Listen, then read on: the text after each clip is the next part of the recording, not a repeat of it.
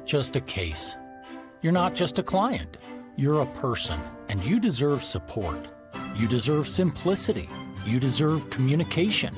When you hire an attorney, you deserve clear, risk-free advice that guides you to the best possible outcome in your injury case. And that's exactly what the advocates have been providing for over 30 years. After your accident, you deserve closure. You deserve compassion. You deserve peace of mind. You deserve an advocate. This is The Monty Show, the truth in sports talk streaming. When you want unbiased opinions about your favorite team without the spin, all you have to do is find The Monty Show, streaming live and available 24 hours a day, 7 days a week on YouTube. And now, here's Monty. The Monty Show, live on Tuesday, December 2nd, 2025. It is already December 2nd, and I can't believe it. Right here on The Monty Show, as always, we are presented by The Advocates at theadvocates.com. The best injury attorneys in the business, 24/7, 365, when you need them, where you need them, and how you need them. Because the advocates know, listen, when you're in your car right now this time of year, you've got presents, you've got text messages, you've got all kinds of traffic. Eliminate the distractions. Drive carefully, and if the worst happens, be ready to get the best. At theadvocates.com, clear, risk-free advice when you need it most. And the best part is you never pay a penny out of pocket. And again, you can get to a live injury attorney 24/7, 365. No chatbots, no friends. The best injury attorneys in the business at theadvocates.com. A massive shift at BYU. A big day if you are a Big 12 fan, if you are a BYU fan. And frankly, we have to talk about the University of Utah's role and the implications of Kalani Sitake is staying at BYU, as we have been first and out in front with the details. And I do not mind patting myself on the back on it because nobody else is going to do it for us. We told you yesterday the inner workings of what was happening with Kalani Sitake and BYU, juxtaposed to Penn State's efforts to hire Kalani Sitake to be the new football coach at Penn State, which we have to talk about. But most importantly, Kalani Sitake phoned Penn State today, and he did it personally, I am told, according to sources close to the situation. Kalani Sitake, it's no surprise to anybody that knows of or about or has been around Kalani. He's a very personal guy, a very one-to-one guy. He called Penn State today to let them know he is not going to be taking the job at Penn State, that he is staying at BYU. And there's a lot in that statement. Kalani Sitake is staying at BYU. How did we get here? Well, for about the last year, there has been significant, I don't know if I would say friction, but it is built to friction the last probably 90 days, which opened a window or some availability for Kalani Sitake to have these conversations. But there has been some frustration mounting post Tom Holmoe, the legendary athlete, football player, and then administrator, the athletic director at BYU, who really guided BYU athletics through independence. Tom Holmoe retired. Brian Santiago took over, and it was just never comfortable. It never felt exactly right for Kalani Sitake, and I should say many others in the athletic department, including basketball. But I think what you're seeing now is the growth of BYU football, because I am told that Kalani Sitake and Brian Santiago, the athletic director at BYU, got in a room and had a very frank discussions about their differences. And they were able to air that out in what was a long conversation today, and essentially came to an understanding. And actually, I'm told that conversation was yesterday, late in the day, but came to an understanding about the management structure of the football department. Sources close to the situation tell me that Kalani Sitake left that meeting with the confidence that he would be able to run his football department the way that he needed to, because one of the frustrations has been that there's not been mobility. And the analogy that was given to me, and I talked about it yesterday on the show, hey, when the football department needs a new Gatorade jug, it's got to go through 4 layers of management. Well, not anymore. I am told today that Kalani Sitake has full control of his budget and the administration of that budget. I am also told that Kalani Sitake is going to be signing a deal at BYU in the coming hours that will pay him $9 million a year, and total football compensation for the coaching staff will be $18 million a year. Now, why is that significant? Because BYU does not talk about money. BYU has never spoken about money. It is something they do not do. They are an institution of faith. They are a private institution. They go out of their way to keep their finances and their books closed from prying eyes. So it's very interesting that not one, but multiple sources at BYU were more than happy to confirm details of these conversations and these numbers, to let it be known that BYU is not on the cheap when it comes to paying Kalani Sitake in the football department. That I was told, and I had the numbers that have now been nationally confirmed. We had them here first on the show yesterday. Kalani Sitake, less than a year ago, right? It was actually 360 days ago. I looked last night. It was December 7th. An extension was announced last year. Kalani went from $4 million a year to $6.5 million a year. Now he's going from $6.5 million to $9 million a year. That is a big jump. But the biggest details here are Kalani's staff is taken care of, as we reported yesterday. His coordinators and their staff all the way down, everybody is going to be compensated, which has been a point of conversation. I would be very cautious to anybody telling you that, or anybody reporting that Kalani was fighting singularly for his staff, and that is that was not the biggest issue. It was always assumed if you were going to keep Kalani Sitake as the head football coach at BYU, you were going to pay his staff, or he was not going to be the head football coach at BYU. And I don't think BYU, from what I understand and how I have read it, BYU has never fought about paying his staff, not for a second. The fight has been, what is Brian Santiago's role and others in the business end of things at BYU? What is their role in how business is done in the football department at BYU? And if my sources are correct in Provo, they have no role.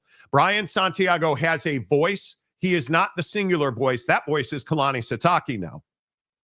As the athletic director, of course, Brian Santiago is a key cog in that, as long as he is the athletic director. But Kalani Sitake doesn't have to go ask to buy a new Gatorade bucket anymore. He doesn't have to wait for a stamp on a purchase order. That's his decision, and it's his budget to administer. Him and his staff now have the authority to run football. Jake, I think this is and I'm not trying to be sensational. I think this is a transformative moment. This is a situation where Kalani Sitake had a written contract on his desk from Penn State. Penn State last week flew to Provo to present Kalani Sitake with an offer in person. Again, I am told point blank, Kalani Sitake never flew to Penn State. He never went to Penn State to interview, talk to, meet. None of that ever happened. Kalani Sitake, I was told point blank by multiple sources today, never on a single occasion told Penn State he was taking the job. He and his representatives told Penn State were interested in the job, and those conversations progressed. But at no time did Kalani go to Penn State, and at no time did he ever accept an offer from Penn State. So it is not like he took a job and then turned around and backed away from it. What Kalani Sitake did, according to my sources, is he got an offer from Penn State, and he used that offer to build the management structure of the BYU football department that had been lacking. And Jake, I think it's a stroke of brilliance by Kalani Sitake. Yeah, I mean, I just think it's great on both sides. You know, I think that Kalani is someone who is a perfect fit for the BYU job, and I think that he's always been about taking care of his people. But I also think that, you know, at some point, if you're going to be this big time program, you know, your head coach has to have more of a say than what call, you know, is being sent into the huddle. You know, I mean, at some point, you know, you look around the country, and the biggest programs typically have a head coach and a GM, and those two work together to kind of, you know, create magic in your football department. I mean, that's typically how it works at big time programs. And so, obviously BYU has gone through a bit of a renaissance here. Of course, getting into the Big 12 several seasons ago now was a massive deal. Yes. Obviously, the now retired Tom Homo having a key contribution in getting Utah along with the four corner schools into the conference.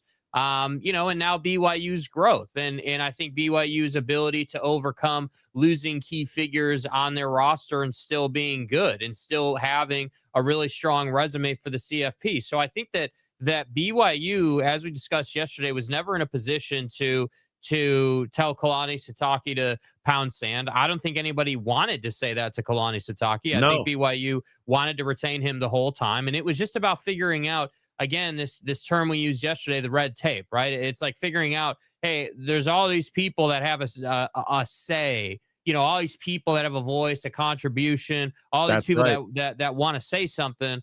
But ultimately, to have success, Kalani's got to have the final word. And unfortunately, guys like Brian Santiago need to focus on athletic directing instead of running the football department. And I do feel like now that this has kind of come full circle, that maybe that was, truly kind of the biggest thing is like, your athletic director in any program overreaching or having a hand in things he shouldn't have a hand in, that can create problems. And so I'm glad that they got this worked out because I'll reiterate, I don't think there's another guy in the industry right now who is a better fit for BYU. Well, and I'll just continue to tell you that Kalani has had, I believe this is his fourth opportunity to leave Provo.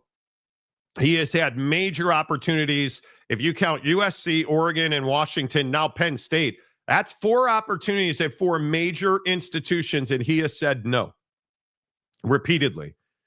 One of the interesting parts of this, though, and I feel very confident based on the sourcing that we have, BYU has asked Kalani Sitake for guarantees that this will not be a repeating cycle. And the offset language in this contract, the buyout the first 3 years is going to be significant.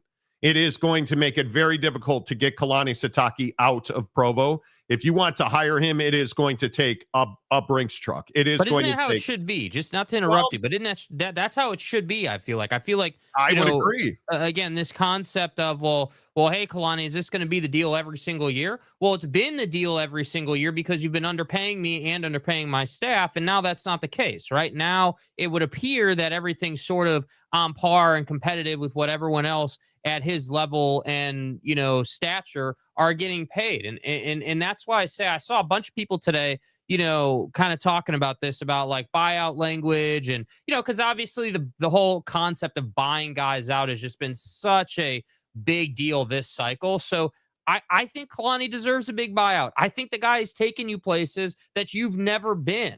Like, he's done things for your football program that have never been done before. So yeah. I not to interrupt, but I just want to set the record straight that this guy deserves the buyout. This guy deserves to have things that no one else has had. And that's important. Yeah. And listen, I'll tell you at Notre Dame, as many days as I've sat on this show criticizing Marcus Freeman, because obviously I'm a passionate Notre Dame fan, his buyout is significant, and he just signed an extension last year. And I think one of the things that BYU is trying to do is it was described to me as a hamster wheel every year.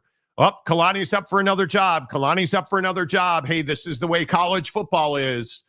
Well, BYU is a special and unique place, and they're not going to play the game that everybody else plays. And I think it's really important.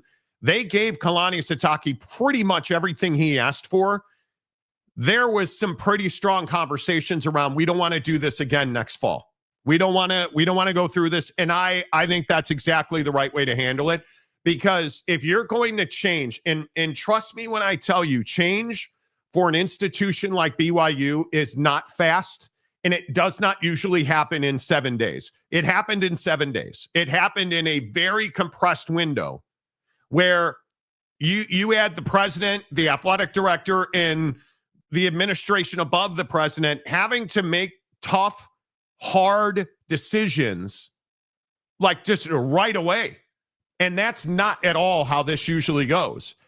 So I give BYU a lot of credit for that. What I don't give BYU credit for is allowing this to get all the way to the conference championship. It's embarrassing if you are BYU to have your laundry hanging on the line in somebody else's backyard. And that's what this is. This is dirty laundry that never needed to be public. It's a mistake. It has been a distraction. Now, they got it done. It's Tuesday. It's 3:00 in the afternoon in the Mountain Time Zone. It's over now. It's done. It is quite literally going through lawyers who are writing up this deal to include the language that's required on both sides. I am told that once that is done, Kalani will sign that deal and this will be put to bed for 2 years minimum. And I think that's huge. There is no excuse that this got to Conference Championship Tuesday.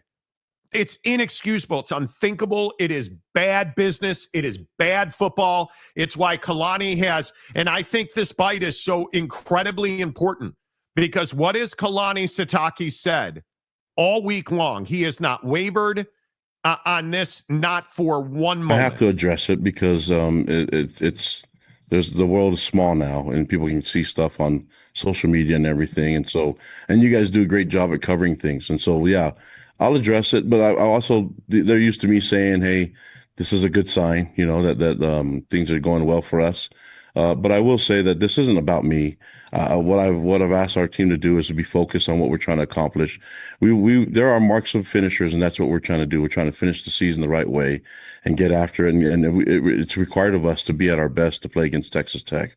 So as we go through this week and go through the prep, I also want them to live through all the moments and have the great experience and not waste a moment thinking about anything else. So I've asked our team to be focused on what we can control, and that's right now we can control what we're doing as a team and not worry about all the distraction. This is a great distraction to have, let's be honest. But you know, right now we need to be focused on making sure that we're giving our best shot in this game against Texas Tech. He is wholly focused on a football game. You know, I mean, what else is there to say? There's nothing else to say. Like that's what he should say. That's the right answer. And he's not wavered. He's not like we're going to talk about later in the show why everyone hates Lane Kiffin, right? And this whole Lane Kiffin thing and, you know, just all that cesspool of drama. But if we're going to have a cesspool of drama around Lane Kiffin, shouldn't there also be like a pot of people being like, hey, Kalani, ton of credit, dude. You stayed at BYU. You got your people paid. You got a raise. You got more control. Like there should be a lot of credit given to what Kalani's done here, because we're so quick to say, oh, well, he left, or, you know, he didn't care about any of the people there. Like he's leaving for greener pastures. Okay, well, then you got a guy here who's not leaving for greener pastures, says that this is his dream job, treats it like it's his dream job. Like the guy should get more credit than I feel like he's getting. And I wish he's 83 and 44 at BYU. And in 7 bowl games, he's 5-2. And for 2 straight years, he's had this team on the precipice of a conference championship and a bid in the college football playoff. And I think it will tonight when the rankings come out, we'll find out if they're going to get in or not. But I am telling you right now that Kalani Sitake has earned the moment.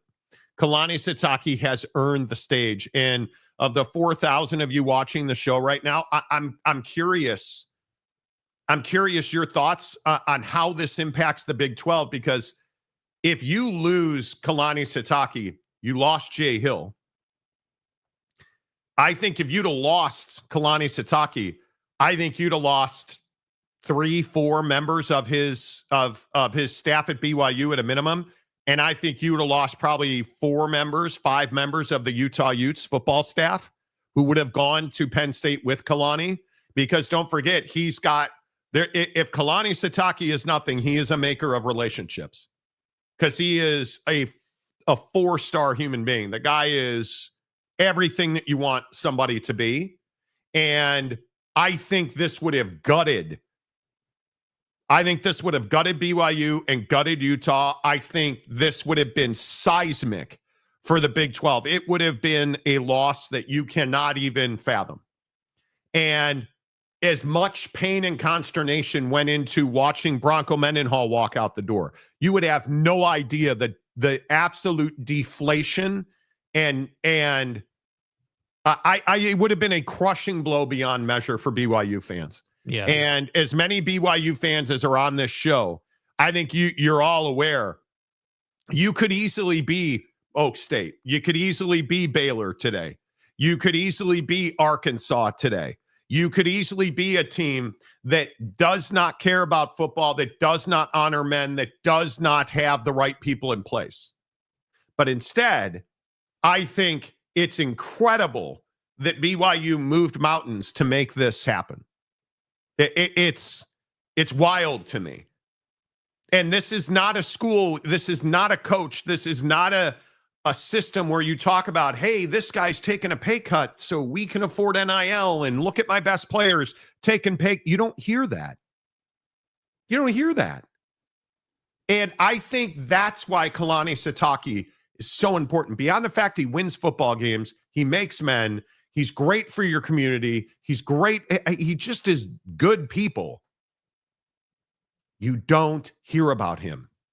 You don't hear about DUIs on the coaching staff. You don't hear about any of this. You look at the Jake Retzloff situation. Have we heard word one from BYU on that? No. Have they talked about how much they miss him? No. Have they talked about? No. Have they? No. They just moved on. And you know that they talked about it behind closed doors. You know that they hurt for their guy, Jake Retzloff, behind closed doors. Because I guarantee you, Kalani and Jake Retzloff had tears and emotions when they said goodbye to each other. But listen to what Jake Retzloff has said about Kalani and BYU. I love that. Those are my brothers. I love that guy. I love those people. I love that place. That's what BYU would have lost. I think it's huge. Yeah. Aggie, if we lose Kalani, we would have lost a decade of progress and set us back even worse irrelevance. All the progress in a P4 would have been diminished without Kalani or Holmo, because I don't know who would have. You would have hoped it would have been Jay Hill, right? I guess. Yeah. Because remember the circumstances at BYU. You have to be a card-carrying member of the church, right? So you have to have a recommend, and you have to be in good standing in the Church of Jesus Christ of Latter-day Saints. God bless. And that's extraordinarily difficult to find. Right? So who are the candidates? Jay Hill, your defensive coordinator? That'd be the guy.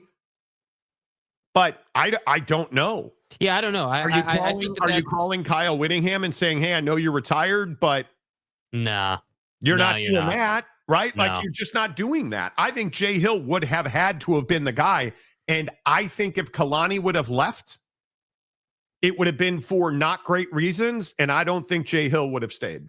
I truly do not. And I think the hard part is it's not necessarily like the point is not whether or not Jay would have stayed or left, right? The point is that you at BYU don't have access to the same coaching pool that everyone else has access to because of some rules and standards, right? And I think that's what is difficult here. There's more on the line for BYU losing Kalani than there is for, Iowa State losing Matt Campbell, right? Or 100%. Iowa losing Ferentz or whoever you want to point to. Like 100%. I just think that there was never a world where Kalani Sitake was seriously, in his heart of hearts wanting to leave BYU. I agree that Kalani has shown an ability to leverage open opportunities to get more money and in this case garner more control.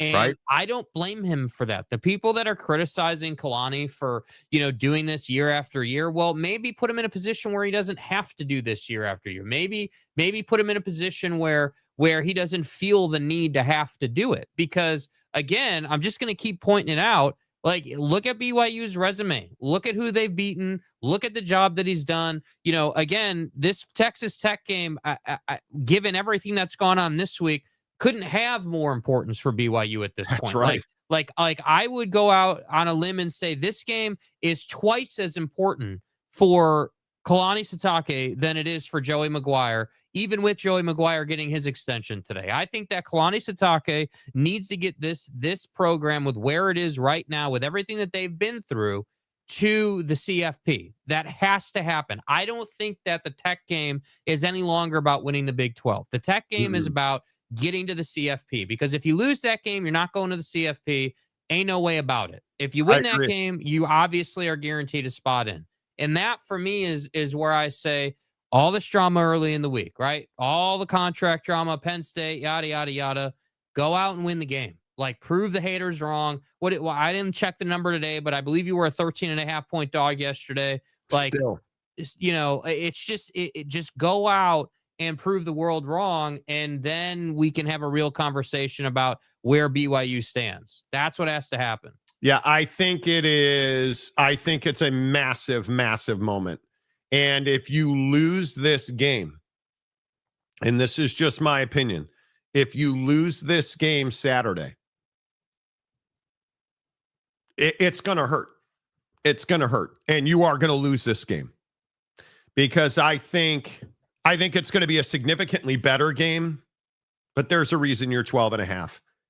And this game's not in your backyard. This game's in Dallas. Excuse me, in Tarrant County, boy.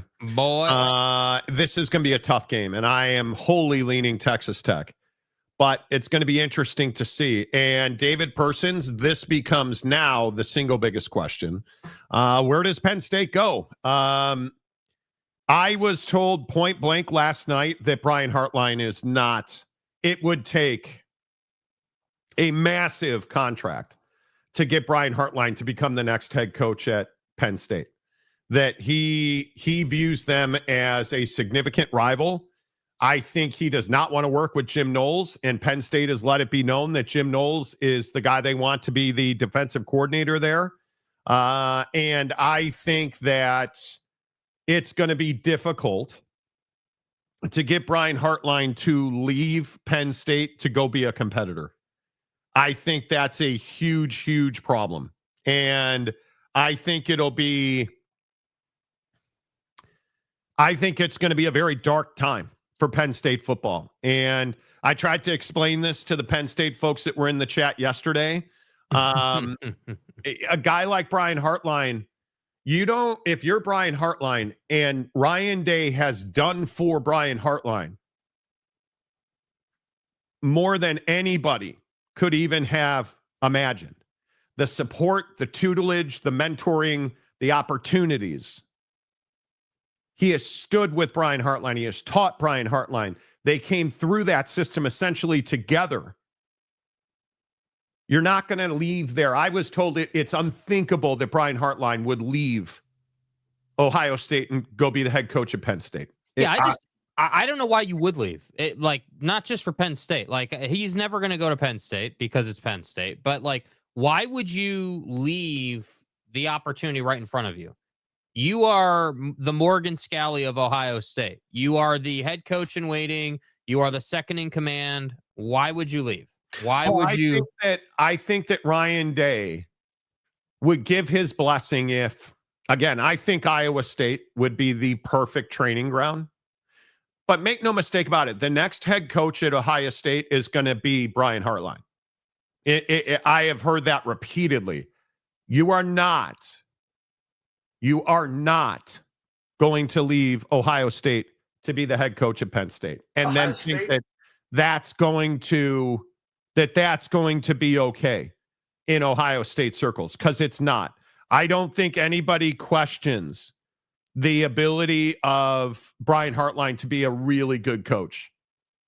I don't think anybody at Penn State wants, or I don't think anybody at Ohio State wants anything to do with Brian Hartline being the head coach at Penn State, including Brian Hartline. Yeah, and I just don't think that that's how it works, man. I don't think that guys, in the football world, with how small it is, you're not going to go from being number 2 and close confidant to Ryan Day to taking a Penn State job where it's just not like, I work hard not to be harsh, but it's just not a great job. Like, it's a job for, alumni. It's a job for someone who maybe went there and like has the pedigree and understands the culture there. But this is not a job for just, Joe Schmo assistant coach off the street. Like, you are entering territory at Penn State where I would venture a guess that they probably have some regret over the way they handled James Franklin. I would guess, given the fact that stop there for a second. Do you believe, because I said yesterday that I think that there's a blacklist now, and I think Penn State's on it. And then Todd McShay, like 2 hours later, put out a video, and I honestly haven't seen the video, but I've seen the headlines where 2 hours after I said that, Todd McShay said Jimmy Sexton is blocking any of his clients from even interviewing for that job. Do you believe that? Yeah, I mean, I certainly believe, without a shadow of a doubt, that Jimmy Sexton, is always evaluating the market and always evaluating opportunities, and damn well knows that any of his current clients that would go to Penn State are not better for it, right? Because that's the issue. If you're going to take a head coaching job, you need to be in a place where you're like, yeah, if I take this job and it flames, I'm still better for it. Right. So if I go to LSU and it flames and I don't win 3 national championships in the next decade, I'm still better for it. I can still say that, hey, I went to the CFP with LSU. I had Ole Miss on the doorstep. Okay. It makes a lot of sense. I understand it. Okay, cool. But you can't really say that about Penn State. You can't say that about a program where they've had the drama they've had. You can't, I'm telling you, Penn State fan will never be accountable to the fact that all that stuff that went down under Joe Pa and all those guys, everything that they did eviscerated any credibility that program will ever have. And again, you're just sitting here getting rid of a guy who was like-minded with you and had you on the doorstep every year because you thought you were like super coveted.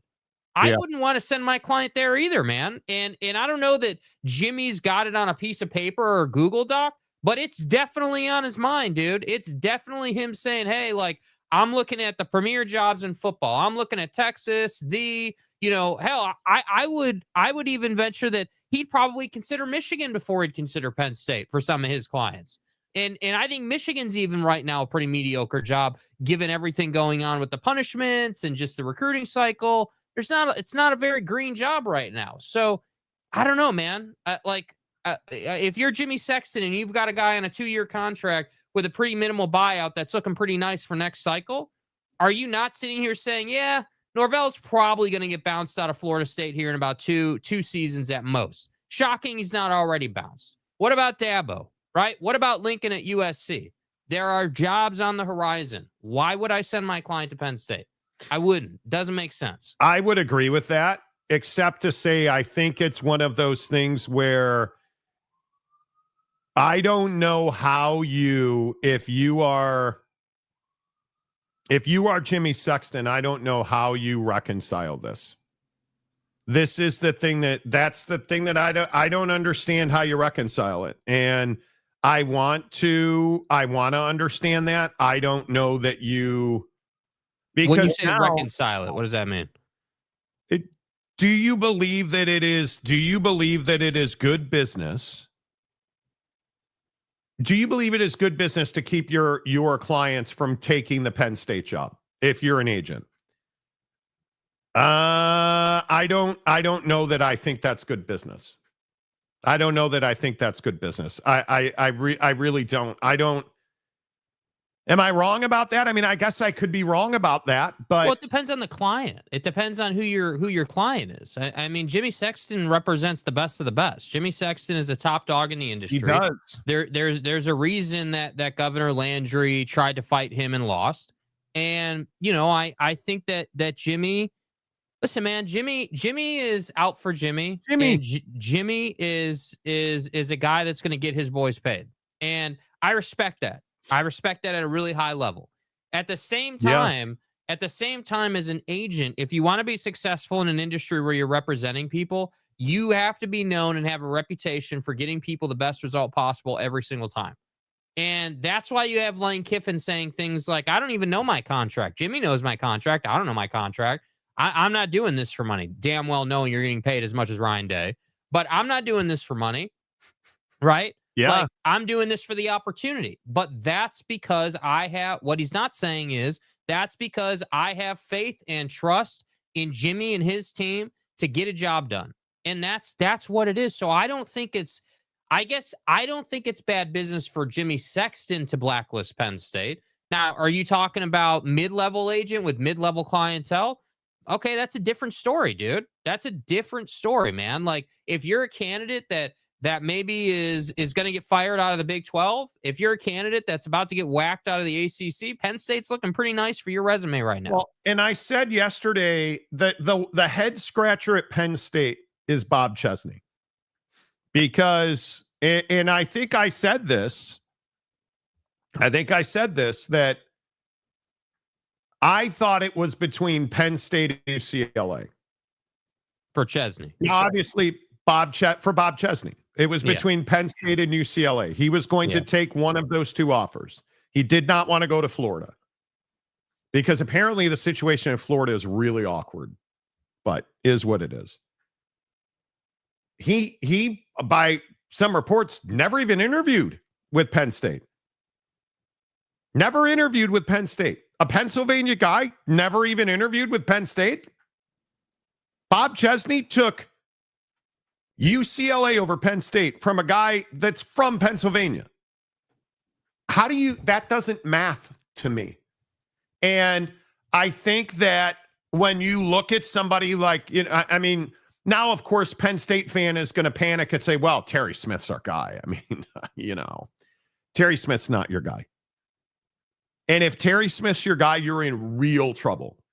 Because I also said on the show yesterday, one of our viewers brought it up, but Brett Bielema pulled his name out of that candidacy. And I don't believe, I could be wrong, but I don't think Brett Bielema is a Jimmy Sexton client. And there is a belief in the coaching fraternity. There is a belief that you don't take that job right now. If you're a sitting head coach, you do not go and take the Penn State job. They're not going to stand in the way of a coordinator taking that job. But if you are a sitting head coach, you do not go and take that job. Somebody said that to me today, and you know what? It actually makes a hell of a lot of sense. And I think, and I guess I try and I want to understand this. Penn State's a better job than UCLA. It's a better job.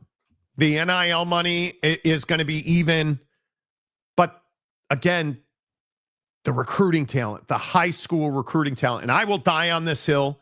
I talked to a former football coach today who watched the show yesterday and reached out to me about what I said about Lane Kiffin and the LSU job, which was Lane Kiffin took the LSU job over the Ole Miss job because he has access to the elites of the elites. And what on day 1.5, what did we see Lane Kiffin doing? Standing in the facility with the number one football recruit in the country. Yeah. Because you have access. At UCLA, you have access. The best talent's going to go to USC. At Penn State, if you're the head coach at Penn State and you walk into somebody's living room, they're going to listen.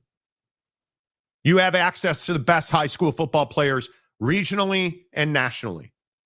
You're Penn State. The problem is now you can't get a sitting head coach to take that job. And I think they're going to wind up, my honest opinion is they wind up with Brian Daboll. Because I don't think anybody wants, I mean, if you look at the best available coaches, it's not Brian Daboll. It was, again, I'll keep saying it, it was Bob Chesney. He was the best available guy. He was there for you. And now he's at UCLA. And I just don't know any other way that maths other than if you are a sitting head coach, you are not allowed to take that job. And I think Kalani, I don't know if Kalani's I can tell you he's not in those circles. You're not going to call Kalani Sitake and be like, hey, bud, you can't take that job. It's on the blacklist. You're not doing that. But I think that there could be some credence to what Todd McShay's reporting. Because I'm really surprised it's not Chesney. It should have been Chesney. And I know you hated him from the beginning. Well, I just Right.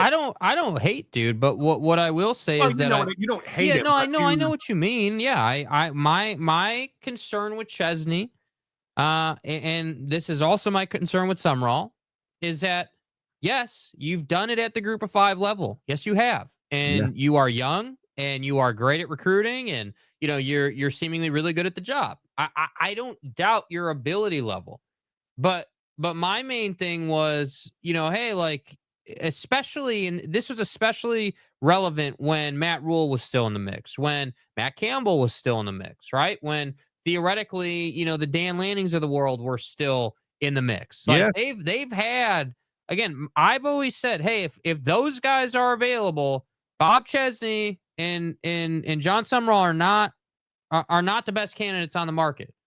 But as you've lost and lost and lost and lost and lost and lost and miss and miss and miss and miss, well, now all of a sudden Bob Chesney looks pretty attractive. With all due respect to Bob, right? Like, I think he's going to do a great job at UCLA. Absolutely. And if it was me, right? Like, yes, obviously Penn State has the CFP, credibility, and like, obviously they're a championship level program. Yeah. At the same time, though, again, I think it does definitely matter that you're on the East Coast in a crappy climate. When you're competing with LA, I think that matters, dude. People like warm and 70, man. Absolutely. I think that matters. So, is there a blacklist? Yeah, but Penn State's done a hell of a lot to put themselves on that list, man. Like, it's not some just, man, I have to coach at Penn State. So you think they mishandled James Franklin? Yeah, I think that James Franklin won a hell of a lot of games. Now, again, I'm with everybody. I agree with everybody who said, and we talked about it. Hey, the record against top 10, the record against, AP top 25 opponents is trash. I agree with that. At the same time, though, you were getting really good talent. You were competing. You were playing in a lot of games. The building was full. The program was healthy. You got spoiled on the level that you were at, and you wanted more. Yes. Okay, I'm okay with that. But if you're going to fire him, you damn well better have his replacement lined up the way, I don't know, Ole Miss did. Like, that's their mistake here, is that you were hot to trot. You lost to Oregon. Then you lost a couple more games. And it was like, oh, we got to fire him. Yeah, but dude, who are you going to go and get? Like, money is one thing, but you grossly underestimated people's desire to coach at your school. Yeah. And now you're dealing with it. I just think that it is tough to reconcile. And Marcus is making this point. Our TV executive, Marcus, who watches the show, is making this point. What did you do for the last 3 months? Because you didn't fire James Franklin the day you decided to fire James Franklin. It's December 2nd. You probably decided if he loses the Oregon game. Okay, well, the sentiment for firing him has been, what, 2 years in the making? I mean, people have been talking about that for how long? But yeah, I mean, you fired this guy months ago now, and you didn't have Matt Rule in your pocket? How? I don't know. I don't know. I think it is. So now the narrative of, hey, Jimmy's got you on a blacklist. I think Penn State handled the James Franklin thing. You should never have fired him in the middle of the season. Now, why did you do that? Well, you were worried about portal. You were worried about national. Okay, I totally understand all the bullshit that goes with college football now. I totally get it. But what I am telling you is you should have handled it better somehow, some way. What does that look like? Hell, I don't even know. Because if you're getting on Jimmy Sexton's bad side, you didn't handle it how you probably should have handled it. And you know how I know that? Because now you don't have a head coach. That's how I know that Penn State has screwed this up. And I'm not telling you that Penn State's a bad job. It is simply now a toxic situation. And that's the hard part, right? Like, there's a right way and a wrong way to do this. And I don't know. I have to think Penn State thought that they were going to be LSU, Florida, one of the best jobs. Everybody was going to be knocking down the door. And that's just not how it's going to be. Well, Phenomenal Hebrew, you may think that's stupid, but the way you handled James Franklin clearly had a ripple effect. Are you? Listen, I don't. Not to interrupt you, but I am not a fan of Penn State. I think that is very clear if you've watched this show, right? The Knuckle Deep Boys, like, hey, listen, you should have been the third best job. I would have expected LSU to get Lane Kiffin. I would have expected Florida to get Summerall, who I thought was going to go to Auburn, but Florida to be number 2, and then I would have thought Penn State would have had a guy right after that. And now it's December 2nd, and you still don't have a guy. And the way that you acted, the way you handled James Franklin does kind of make sense. You put yourself on that list, if there is a list. You know, like the Sparky Watts, 12-1 with a terrible strength of schedule after beating Penn State. Okay. I mean, I would also point out to this Penn State blacklist thing, it's not helping you that seemingly yesterday on Twitter, the CEO of Crumble got off the couch and started getting the checkbook out. And now today, Kalani Sitake is staying at BYU. So the optics are that you got outbid by Crumble's CEO and the boosters at BYU when you claim to be a championship caliber program and claim to be willing to do anything it takes to go and get your guy. So I'm just saying, dude. So you buy into the idea that the Crumble CEO played a role in keeping Kalani? Yes, I do. I think that the Crumble CEO and the group of boosters, because again, I don't know this to be fact, but I just know how people work in Provo. We've spent a ton of time in Salt Lake. Like, we know that crowd a little bit. Dude, when you've got guys like that getting active on Twitter in the heat of the Kalani negotiation, and not only did he say, okay, there are certain people where we got to have them, it's time for me to get involved. And then you do another post after that talking about all the reasons you love Kalani. It tells me that not only are you trying to win it on social media, but you're calling all of your people, right? All the people that the CEO knows, and you're having all those people call Kalani and get in touch with them and show the love and say, hey, dude, like, we've got your back. We're going to support the hell out of you. We believe in you. Do you feel like he was not respected? What do you mean? Do you feel like there was a lack of respect for Kalani Sitake then? I feel like people probably just didn't realize that they needed to maybe do more. Like, Kalani's been there. Granted. Yeah, a little bit. Like, hey, Kalani's taking you to places you've never been.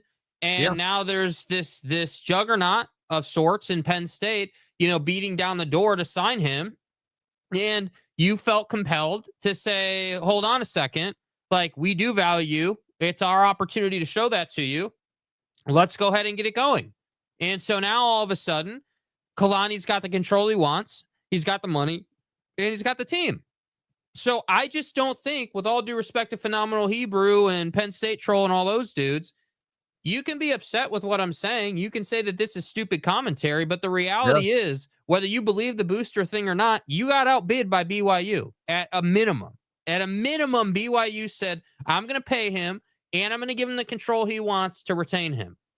That's the reality of it, dude. Like, we can sit here and get into minutia, right? Like, we can talk about, all the little red tape issues and all that, but at a minimum, if you rolled up to Kalani with a $15 million a year offer, that probably changes things, as ridiculous as that sounds. Like, how bad do you want to get out of this situation, dude? That's the question. Yeah.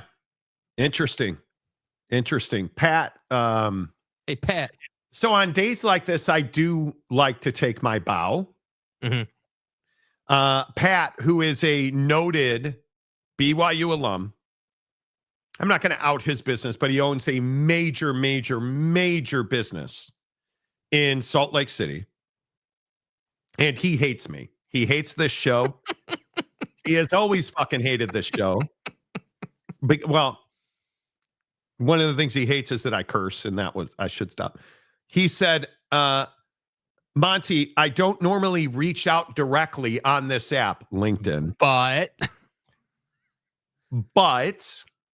I wanted to give you your quote unquote flowers today. As much as you and I disagree on most things that utter from your lips, thank you for that. You absolutely crushed the national media on this story, and I give you a lot of credit. I really disliked your show when you left K-Fan. I had become a daily listener, but then you and your kid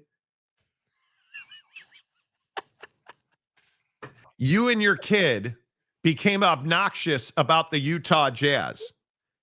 And then when Rudy Gobert actually was traded, I started to listen more closely, and you've done it again with BYU and Kalani.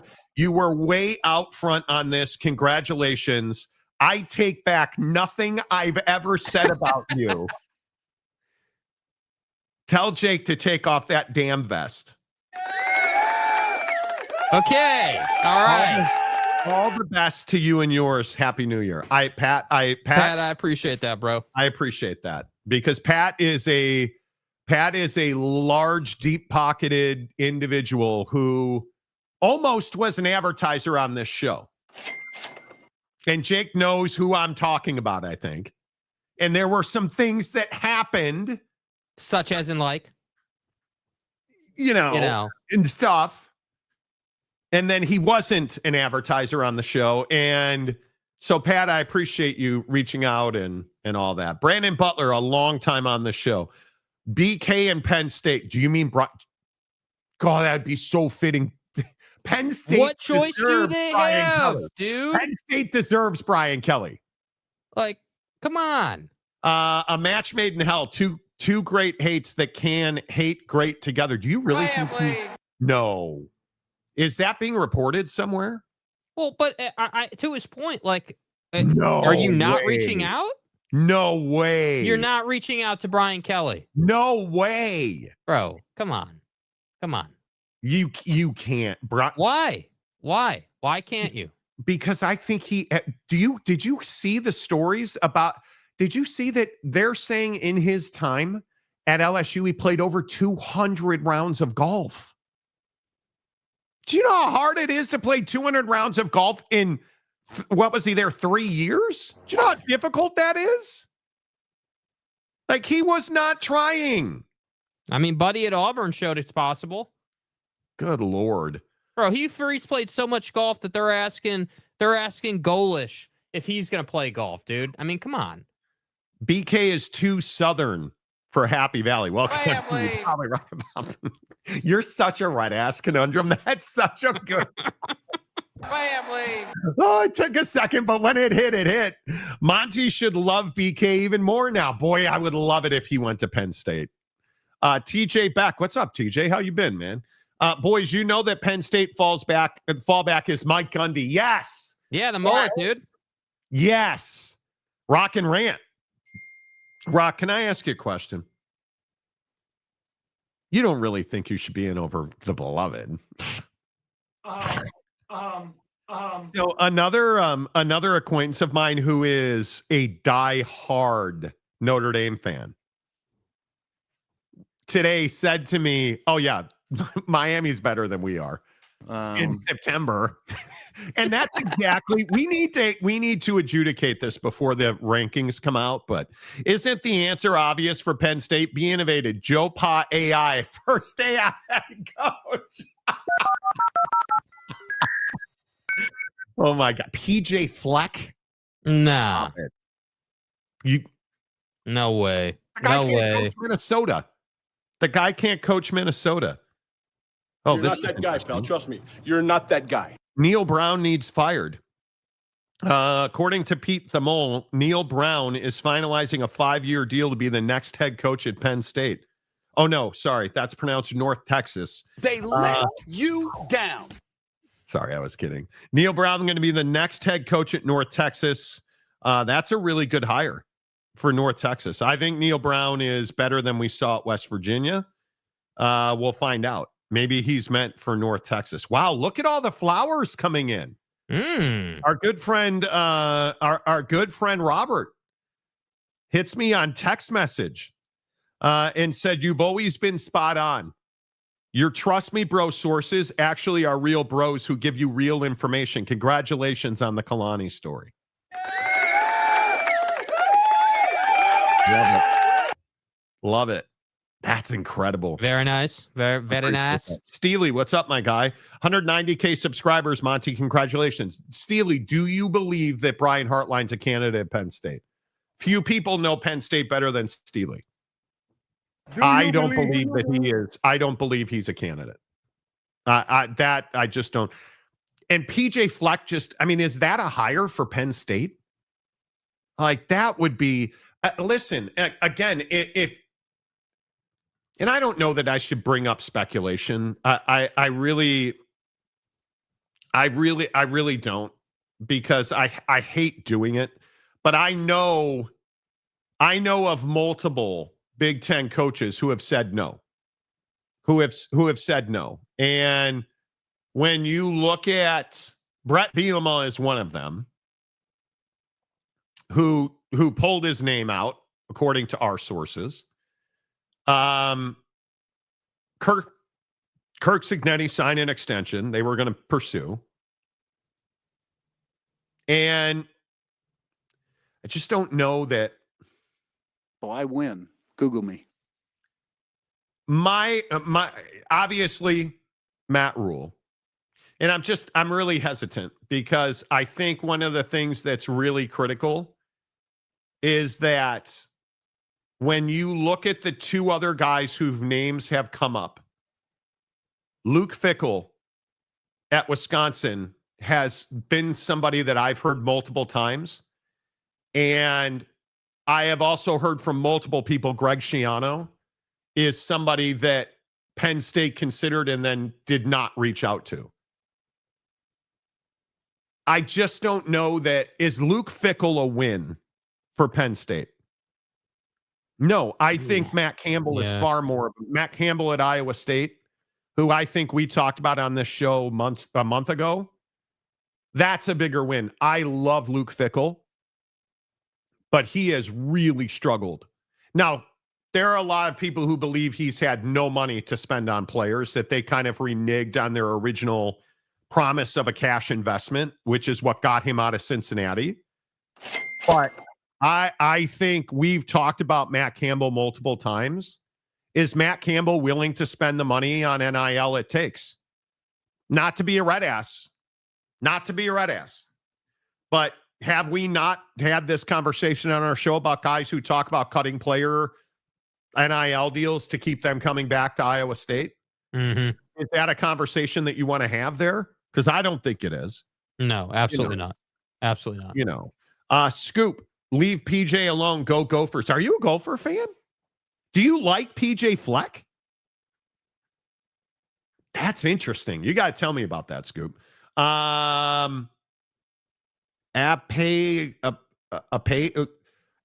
He makes apps and stuff. Aranda to Eastern New Mexico. Bryles to Penn State. Oh my God. Can you imagine our Bryles to Penn State? He just got hired at some nowhere thing. Pierre says Jedfish might put in a call to Penn State. He can't stay anywhere no longer than 2 years. Dude, he has made it clear he wants to be at Washington. He has made that very clear. Fickell has to be hurt by academic standards at Wisconsin. I don't think so. They have not spent the requisite money to build that program. They just haven't. Brady 9561, who's got his dog in the woods, the newest member of the Monty Show. Brady, thank you so much for your support, you guys. That really helps us grow. Obviously, I just spent big money on lights because my light broke in the studio. Nice light. Shouty, is Texas in? Oh, is Texas in? I don't know. Fickell doesn't tickle the Penn State cucumber. Isn't that a cucumber emoji? Yeah, I think that was a pickle reference, though. It's a pickle. He wanted to rhyme it all and everything. D. Rochette. What's up, Roche? Good to see you. We'll look at you with a Wisconsin now. Monty was also the first to call Utah to the Big 12. He's the best media by 2 hours. He beat the media. I did. I don't, again, I will just say this repeatedly. I don't talk about things that I don't know about. I just do not. We have been over this many multitudes of times. The best relationships are relationships that are long-standing. And it's one of those things that I think is really important, that you don't talk about things that you don't know about, because it is really important. And it is very interesting to me anyway, Like all the people that were reporting, well, Kalani's going to sleep on it. He didn't sleep on it. They met last night. There was no sleeping on it. Oh, he don't know nothing. Right? Like these guys that are like, oh, he flew back to Penn State. Kalani Sitake never flew to Penn State. Penn State came and saw Kalani. He did not fly back to Penn State. It's wild to me how many just people like, oh, Brian Santiago had to go back to the church and beg for money. The church isn't going to give you money to pay a football coach. BYU has a budget for football. BYU has more than enough money for football. They're profitable. This idea that, the athletic department went hat in hand begging the apostles, like, bro, do you guys have any idea do you guys have any idea what you're talking about? You have no idea what you're talking. That's not how culture at BYU works. I think the church loves the idea of BYU football being a marketing arm for their operations, for their gospel, for their, in no way, shape, or form is any of the quorum or the leadership of the Church of Jesus Christ of Latter-day Saints like, well, we got to keep Kalani Sitake. What are we going to do? All right, open up more like the tithing jokes. Like, you guys just don't. That's so funny to me. Yeah. Stadium guy James, who I believe said Kalani was gone yesterday on the show. I'll go ahead and make a bold prediction. If Neil Brown does go to North Texas, Hoss Hengy. All right, let's go. Oh, yeah. Yeah. Hell yeah. Hengy will transfer from Oak State to North Texas because he's a running QB. Wow. Wow, dude. And I want that known. Wow.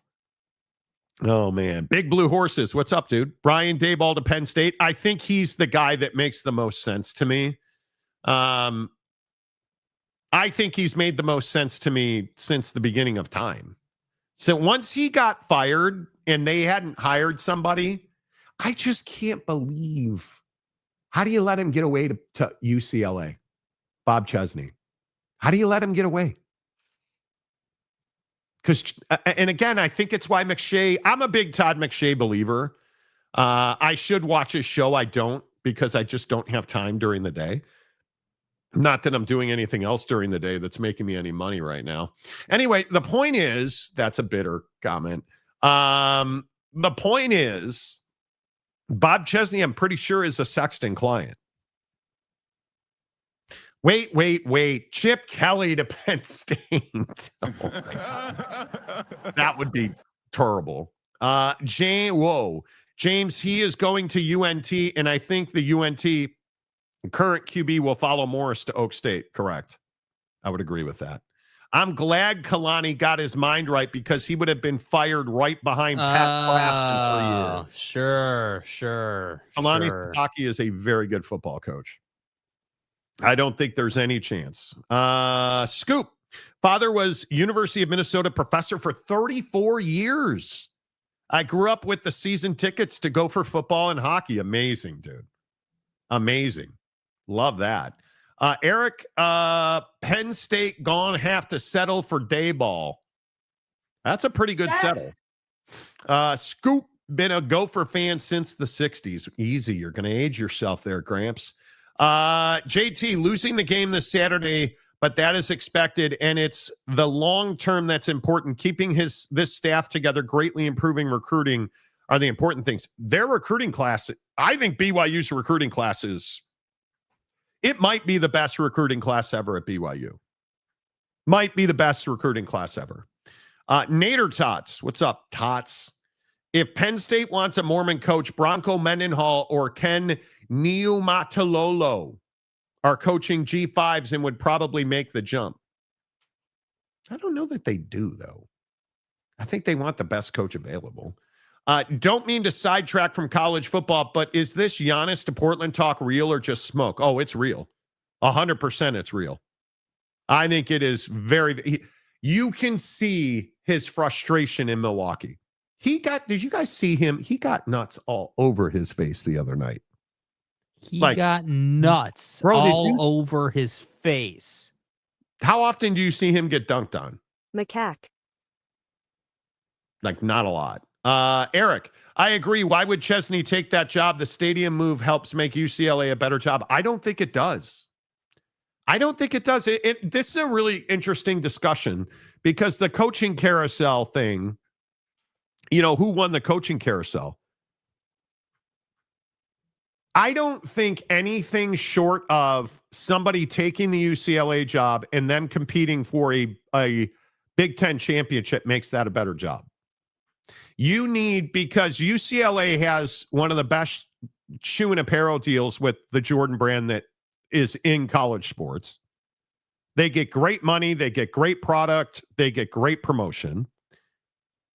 The stadium situation, is it a better deal at SoFi? I think it probably is. They're losing their ass at the Rose Bowl just because nobody goes to the Rose Bowl for UCLA football, and nobody goes to the Rose Bowl for the Rose Bowl because it's not a great place to watch a game. If we're being honest, the Rose Bowl is hard to get to. I know I've detailed this. Hard to get to. Hard to get from. It's impossible to get out of there. You can't get an Uber out of there. The people that live around there, the Rose Bowl, for those of you who don't know, is in a neighborhood. It is a big-ass stadium in a neighborhood. The people don't want you there. And the stadium's too big. And UCLA does not draw, so it looks empty. It's old. It's not renovated, even though there's a plan. Like, it's just not making them money. So now you go to SoFi, you can fill the lower bowl at SoFi. It's in Inglewood. It's an NFL stadium. You have all kinds of signage and branding deals. You have money-making opportunities. You can get shuttles from campus. I think Westwood to Inglewood is probably 10-ish miles. You can get shuttles from campus to SoFi back. You don't have to worry about kids drinking, drugging, smoking weed, getting in a car. You don't have to worry about that. It's in Los Angeles. And I know you think it doesn't matter, but it's sunsets and oceans and beaches and hot chicks. And it gives recruits an opportunity to stay in the city and to play ball in an NFL stadium. It matters. And Nike's going to love that. Jordan's going to love that. Like, it makes a big difference. It matters, bro. It matters. From that perspective, I think that really helps. If you go in there and you're the same old Chip Kelly, nobody's Deshaun Foster thing, nobody's going to go, so it doesn't matter. We keeping a buck right now, we ass. Bob Chesney, I am a huge believer. You give that guy money and resources, he's going to win games. I love Bob Chesney as I do. I love him as a football coach. But are we prepared at UCLA? And they say they are. But are we prepared at UCLA to spend $300 to $400 million a year on football? Because that's what it's going to take. Welcome to the world, bruh. That's what it's going to take, brah. We don't say brah anymore. Jake and I have decided it's brah. Yeah, it's brah. Bruh. I think Penn State should hire Mark Stoops. Okay. You had done so well. Is this going to be an Oak State James Day? You just brought up Hoss Hengy. Now Mark Stoops is an elite coach. You take your deuce. You don't sit there and look at it. You flush it and move on. So why didn't Oaks, you're not an Oak State fan, but why hasn't TCU fired Sonny Dykes? We're waiting for your answer. I don't know. I don't know if I don't quite know how to answer that, to be honest. I don't know how to answer it either. I don't know. Brian Kelly to the new Penn State Stadium. He has our full respect. Chip Kelly in another cold weather situation. Seriously. Thanks, brah. GTI, Brandon, it's the best recruiting class ever at BYU. You are never wrong, Monty. I think it's close, dude. I think it's close. I really do. Brady for $5. Now a member, you have been pretty spot on. Kudos, Monty. Oh, thank you, Brady. That's very nice of you to say, and we appreciate the $5. I know everybody's like, oh, fat ass doesn't know anything. I crossed the 50 pounds loss barrier today. So All I have in this world is my balls and my word. And they're smaller. For no. And now they're smaller. We work very hard to be right. Not first right. And now everybody, and I appreciate everybody doing it. Everybody is texting. Marcus is sending me all the national guys texting that Kalani Sitake, or tweeting that Kalani Sitake personally called Penn State. I know. I want to thank me for having no days off. It's awesome, dude. I love being right. It is when I cannot explain to you how gratifying it is that and now it's really turning into really anything Big 12 related, and a couple Notre Dame, a couple of other corners of the world, anything in TV. People will call us when a story's going on. And they will be like, hey, I want you hey, you were talking about, do you want... Hey, Monty. And I want you guys to know the process is, hey, well, I appreciate the information. Who can I call to double verify that? And 9 times out of 10, they'll be like, well, you can't tell them you got the number from me. And F around and find out. That's how you build networks. That's how we do it. Not even trying to hide, you know. Bryce, what's up, Bryce? Good to see you. Is it possible Penn State jumped the gun on firing James Franklin? Bro, is it possible? I think it's definitively yes that they did.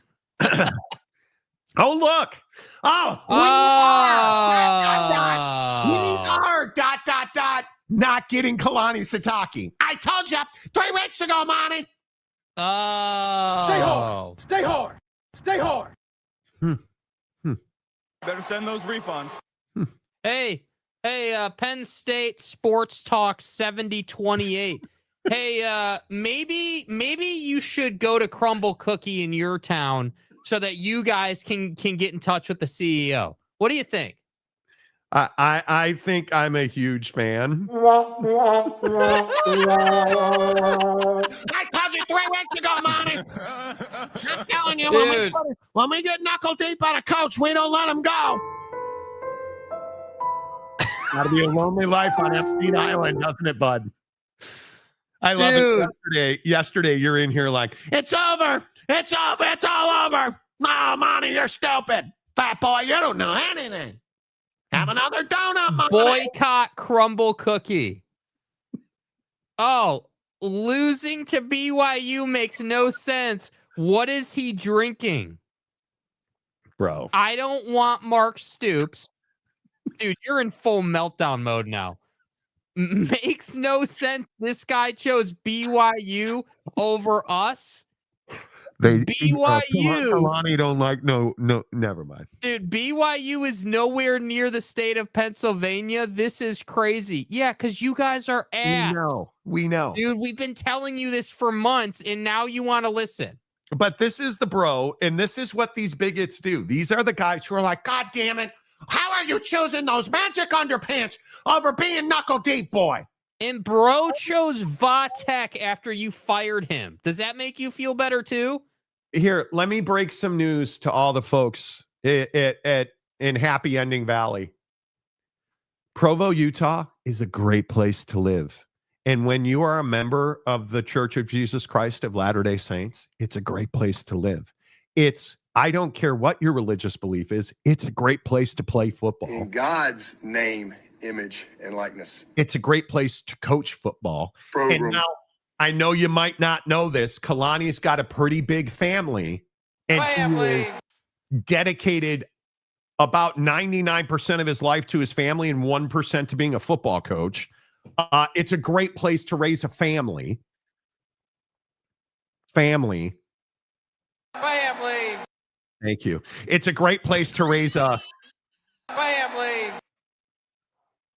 You can keep running out this line. Oh my God, I can't believe it. How do you choose funk? Bro, I've tried to tell Penn State fans this. I was on the radio in Philadelphia today talking about this, and you just don't understand. It's not about caffeinated beverages. It's about a lifestyle. Kalani Sitake's dream job is BYU. He is a BYU man in his soul. And you believed he was going to leave BYU to go to Penn State. I told you this 3 weeks ago. He's not going to Penn State. Are you stupid? Are you a stupid person? I told you yesterday. Like everything I said on this show yesterday came true today. He was never taking that job. My words yesterday, he's leveraging Penn State to get the operational setup that he has envisioned at BYU. And that's I'm sorry, I'm not to interrupt you. Do I get credit? We were close yesterday. Guys want to eat cookies and not Hershey's. Bro, you couldn't have been more wrong, bro. What do you mean?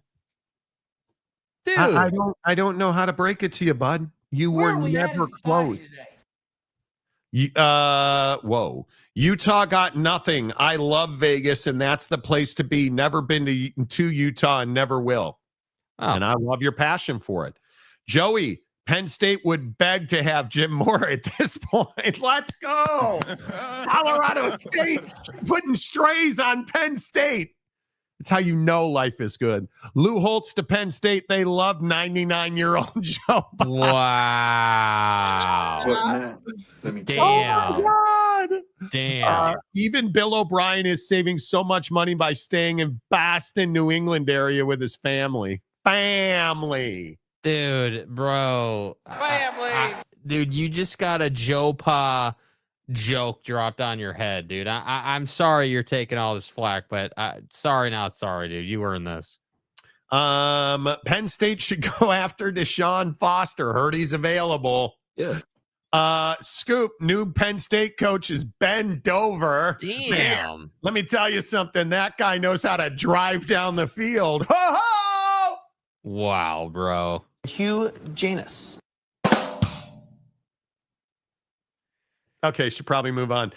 Callum, Jimbo Fisher or Brian Kelly to Penn State. I think it's Brian Dable. I do. Day Old Donuts. Hello. Nice bike, bro. Should we all reach out to Penn State fans and invite them to buy some crumble cookies? Love it. Love it. Mega Boy. Okay. I mean, look, Mega Boy, I'm here. Do you think Penn State reached out to Brent Key? I do. I think, and I don't know where that, I saw an article. I believe it. And let me see if I can. It might have been on 3.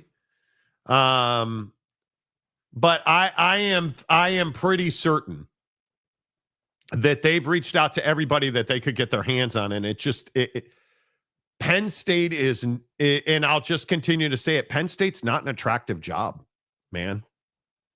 It really is not an attractive job.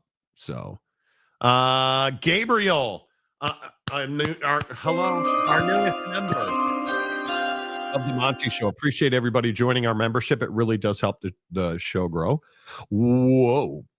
Sup, Greg? Saw dude. Still no pitching signings for the Cubs. Whoa. Timeout. I visited Utah a few years ago. The area near Utah's stadium and BYU Stadium is so beautiful. The Salt Lake City VA is a short distance from Rice Eccles. Walking distance. I would consider moving there. It's amazing.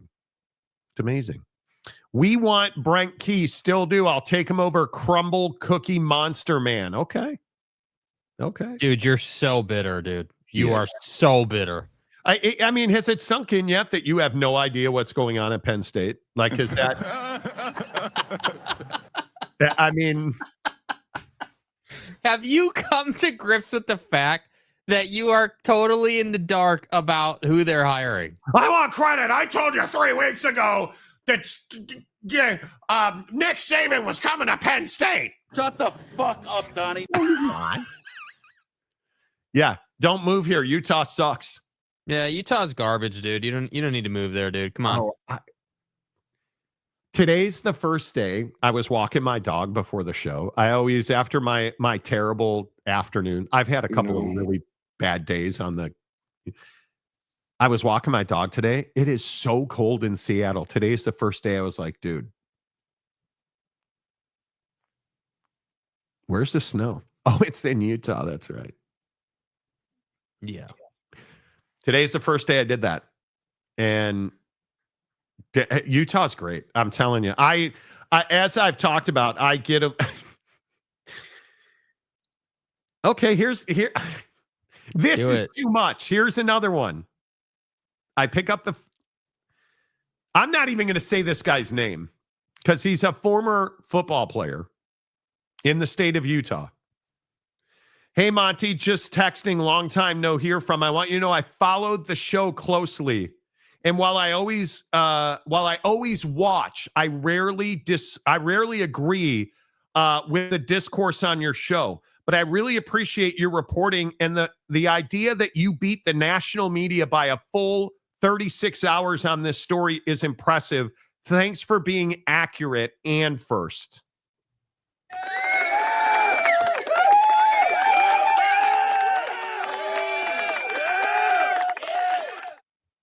I appreciate the flowers. A huge win for BYU, bigger win for the Big 12. Huge win for the Big 12. Because I think if you're just tuning in, we are talking about the fact that Kalani Sitake stays at BYU today.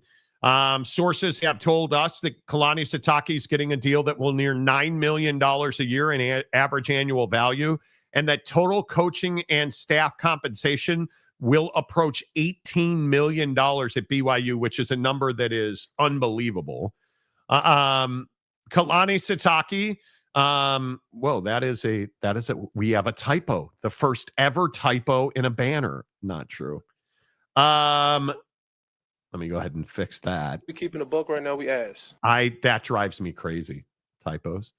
As Jake is aware. Kalani Sitake and AD Brian Santiago held a long meeting.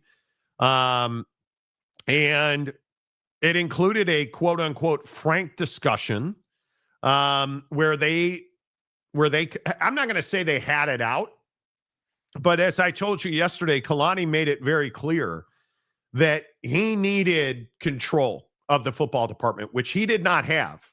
Let that sink in. He's got a GM. He's got a director of football operations. He's obviously his assistants. They did not have control administratively or of their budget. And it caused issues. I am told that was a big part of this fissure that was between Kalani and BYU. I am told that Kalani Sitake now has full control of and administration of the budget in the football department. Brian Santiago no longer has final say. That is now in Kalani Sitake's hands about how money in the BYU football department is spent. It is still, as it has always been and likely will always be, a collaborative effort. But Kalani Sitake now it has full control of his budget and final say. And as we reported, that meeting was very pointed.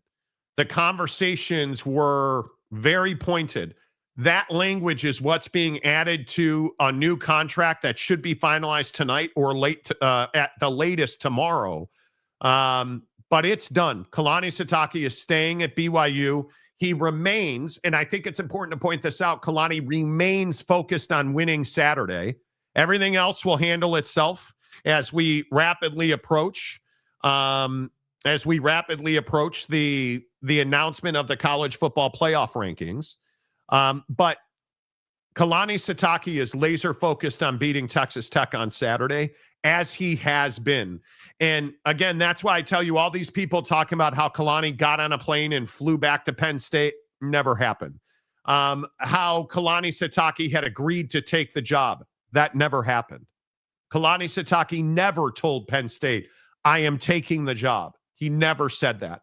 He never, like, there's all this reporting from media members. On3, I believe, had a report saying that Kalani Sitake has backed away, that he had accepted the job, and now he has backed away from his word. That never happened. That never happened. Sources really close to that situation told me point blank, he said he needed to sit with the offer and he would get back to Penn State.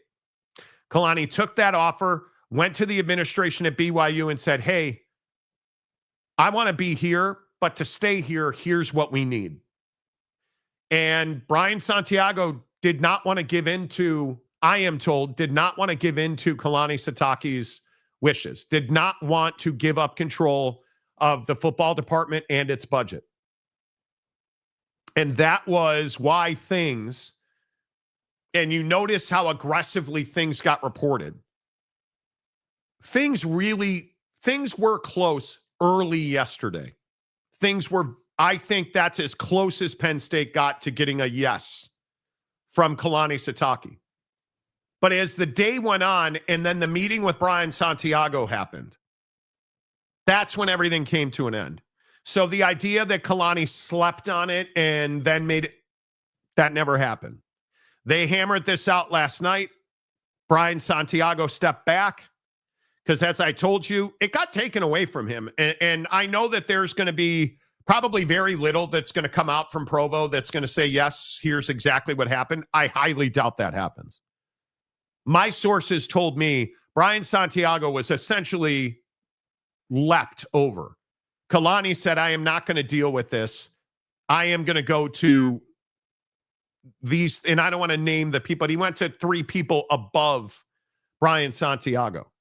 And there was an intermediary exchange over the last couple of days. Kalani and Brian got into a room last night, talked things out in a frank discussion, and that's when this was done, was last night. There was no deep prayer had overnight while Kalani, like, fuck off. This idea that, excuse my French, this idea that Kalani had deep prayer all night long. And I saw 2 reports today that he didn't get a wink of sleep because he was deep in prayer. That never happened. It never happened. He's got a conference championship game to win Saturday. Do you think he's not sleeping on the Monday into Tuesday? You think he's just not sleeping because he's deep in prayer? That's not how being deep in prayer works, friends. If you're deep in prayer, whoever your God is, you hand those issues to your God and you sleep well. You don't stay up all night deep in prayer when you have a conference championship game to win. You handle your faith and you handle football. You prepare your team and you go play a football game. And that's exactly what Kalani has done all week long. So, we could sit here and we can talk around this stuff, but I'm telling you, it's wild.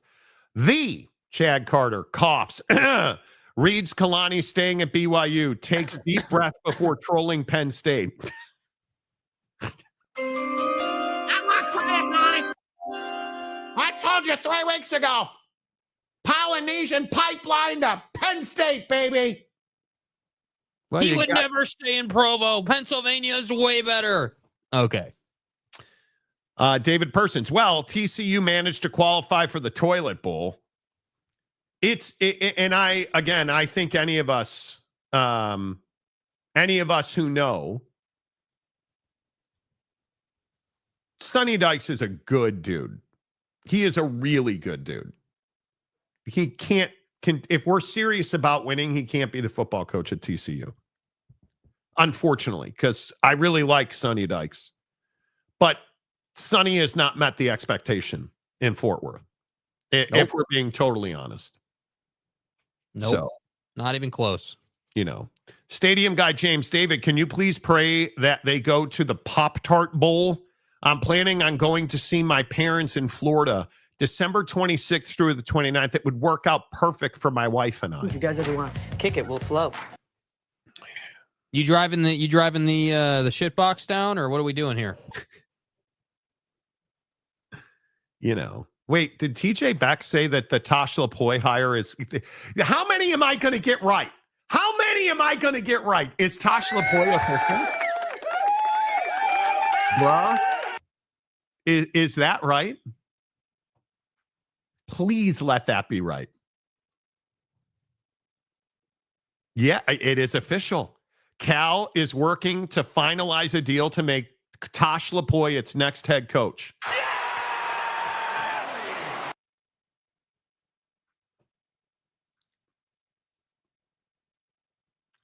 Dangerous misinformation. The podcast has been accused of spreading dangerous misinformation. Another one. Just add it to the list, dude. I know that we don't know anybody. We're ass. We're terrible. We only like crumble cookie. We hate Utah. We hate BYU. We're an SEC Big 12 I'm show. a BYU fan. I'm a BYU fan. And you're dying and you're Mormon. It's just all these things, dude. It's just all these things. And, I really want to thank everybody involved in the reporting, the last day and a half. And I couldn't have done it without you guys. And, we'll just continue to play inappropriate drops over the loudspeaker for everyone's kids to listen to. That's what we do here, Yeah. Stop messaging me on LinkedIn. We don't take any shit. Mike on LinkedIn Messenger. Mike. Hey, I see you get a lot of comments on YouTube. I just thought I'd message you here so you saw it. I'm not going to read it, Mike. It's fucking LinkedIn. I'm not reading your comment on LinkedIn on the show, Mike. Dude, I'm not doing it. I have all their little worlds. There's a line, and LinkedIn's on the other side of it. Yeah. Is anybody really on LinkedIn still? Is that still a thing? Like, oh my God, you guys are unbelievable. I'm messaging you here so you'll see it. And I'll see you in Valhalla. And it's a Brian Daboll to Penn State take. Like, it's a full-on take about Brian Day. I'm not reading it on the show, bruh. I'm not doing it. Bruh. I don't break the rules because it's illegal. Hey, Gumby, fire Tosh Lapoy. Yeah. 30 years. He's going to be a good coach. I think he's good. Can he recruit? Can he? And now we find out about your guy, Dan Lanning, because he's lost Will Stein, offensive coordinator, and now he's lost Tosh Lapoy, defensive coordinator. See what it's about, bro. Brah. Jake, how confident are you he can deal with that? Yeah, I mean, I think it's not going to be easy, obviously. I mean, I think you got to find, obviously you're going to figure out who becomes available and what's what and, who you can hire and who you can't hire. I think that that's what every great program inevitably goes through. But at the same time, like, you have a situation where Dan Lanning's built, a program that I think that everybody wants to be a part of. I think it's definitely one that's relevant, definitely one that's in the rankings consistently. And I think that will make it easier for Dan to go out and get a DC OC combination that works for him. I think obviously the questions around, Dante Moore and is he going to be coming back? Is he an NFL guy? I think we've talked a lot about that he should come back, but obviously that's going to impact, who wants to be the OC at Oregon. And then it goes without saying that the recruiting class for Dan Lanning has to be elite. But again, kids want to play for DCs and OCs that they know are going to create a system that, inevitably is catered to their strengths more than their weaknesses. And they want to know that they're going to be developed. So I just think that how worried am I about it? I mean, I wouldn't even say that I'm worried about it. I do think that, Not we've at got all? No, I mean, I think that this is what happens. I mean, we saw this in the NFL with Detroit. We see this with a lot of great programs. And I think, Nick Saban is the GOAT of this.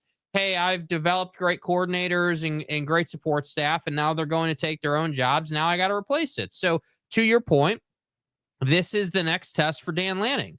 I think that all great head coaches, Kirby is in this, obviously. Lane Kiffin is in this, Ryan Day.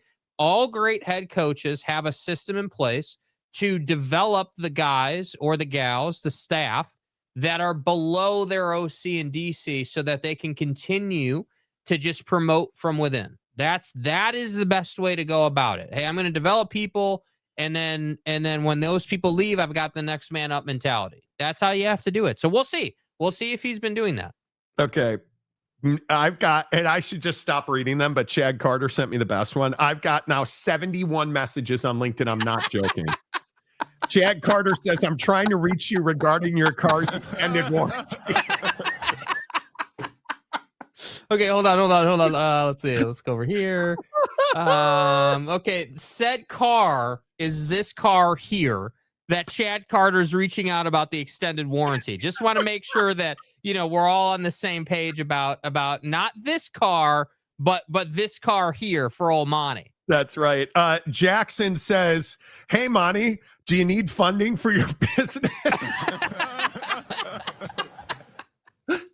Hey, oh, yeah, I'm a seed investor, man. Oh, my God. You go with me and your business is going to be rich in like 2 seconds. Oh, it's so good. Dude, you guys make this show amazing. Yeah, right. Wait a second. Deep in prayer. What is this? I personally believe that the Knuckle Deep Boys sent me a contract and Brian Santiago needs to review it, and we need to make sure we're on the same page about what I need. But sometimes we don't have Gatorade coolers, and such as in like other programs need them. That's what happened. Kurt Meyer says, wow, Jake, you have shoes covered. What about the purses? Don't, God damn it. Wow, bro. Dude, Kurt, really, bro? We have great vibes today, and you just dropped a purse bomb on Monty. We'll talk about it in an hour. I was walking the dog today, and you guys know now that I wear a man bag. We'll talk. It's so funny you said that, Kurt. Big.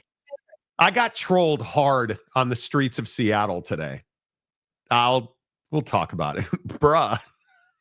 Yeah, right. Would Brent Key be a good fit at Penn State? Yes, absolutely. I think he would. Mike Smith, Scott Frost fired, Mike Gundy hired. Merry Christmas, Gabriel. Oh my God. Does Mike Gundy ever coach again? Does Brian Kelly ever coach again? Yeah, Brian Kelly. I think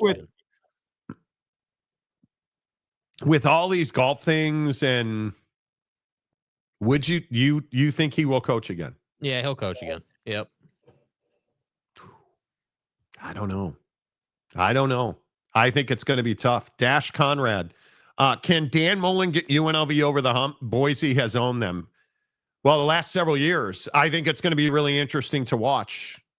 And Dan's had some pointed conversations with the media this week. I think this is going to be a great weekend of football. I think he can. I really like Dan Mullen and what he's done there. You know what I think is interesting about Dan Mullen? Listen to how he's embraced Allegiant. Listen to how he is, because there's a lot of UNLV fans that don't love the setup there. Our guy, oh my God, his name went right out of my head.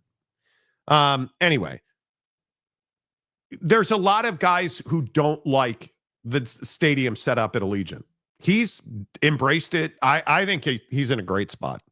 Geoff, great vibes here at work in the Cougar Nation. Sitake Field has a nice ring to it in the not too distant future. Finally. Wow. Geoff. Sitake Field. Back is broken. He was never lead. Phil Venzer, thank you. Good Lord. Angry Phil, yeah. Phil's talked about it.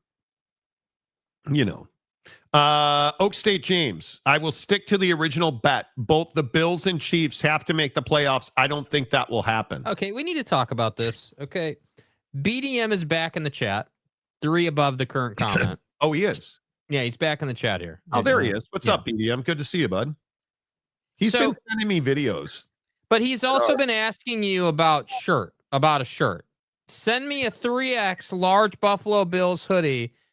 Now, Timothy, good Christian behavior. You can be the Christmas lesson to me. Okay, whatever the hell that means as usual. But listen, dude, this is not a charity. No, and Cooper Flagg's better than Victor. Yeah, by a lot. What happened to Cooper Flagg sucks. Yeah, it turns out he's the youngest player in the history of the NBA to score 35 points. He sucks. He's Garbo. Allegiant is great, and look at our NIL cash cow for next year. Seriously. Gabriel is a UCF fan. I am so desperate that if we hired Mike Gundy, I would actually cry tears of joy. Right? Joey says Monty's LinkedIn account is now trending. You guys actually are pretty funny on this one. Devin says, hey, whoa. Spam call coming in. Bro, what are we doing? It's probably a car warranty call. Maybe you should take it. Yeah, right. Hey, Monty, I am giving you $258 million from Nigeria's. I can't say that word. I cannot say that word. No, I cannot say that. And you will not speak those words in my LinkedIn inbox. Go play intramurals, brother. Essentially, hey, from the king of Nigeria in the National Bank of Nigeria, I just need you to send me $5,000 so I can wire it to you. Can you do something for me? The old African bank scam. Yeah. You know, be better. At least don't be a jerk. Cooper Flag better than Victor. I agree. Big Daddy Magic's going to find you if you keep saying that. What if James sends BDM a cool Buffalo Bills jersey in exchange for BDM sends James a bunch of Amazon cards to buy books? Sounds like a match made in heaven. The Chad Carter. I bet the Iraq could get a better coach than Penn State at this point. And I'm here for it. I'm here for it. RX, Cooper Flag is super Gordon Hayward. Yes, he is, without the broken ankle. That was probably cold. Gumby, Monty's LinkedIn saga, greater 10 YouTube chatters with profile pics of James. Exactly. Not as less than. Yeah, no kidding. Send $5,000 so you can receive $258 million. Seems legit. Where do I sign up? The ink isn't dry And yet. this is all Chad Carter's fault because he's like, hey, I'm reaching out about your car's extended warranty. Please. Reeves greater than Wemby. Want to tick off BDM. Dude, I'm a Laker fan.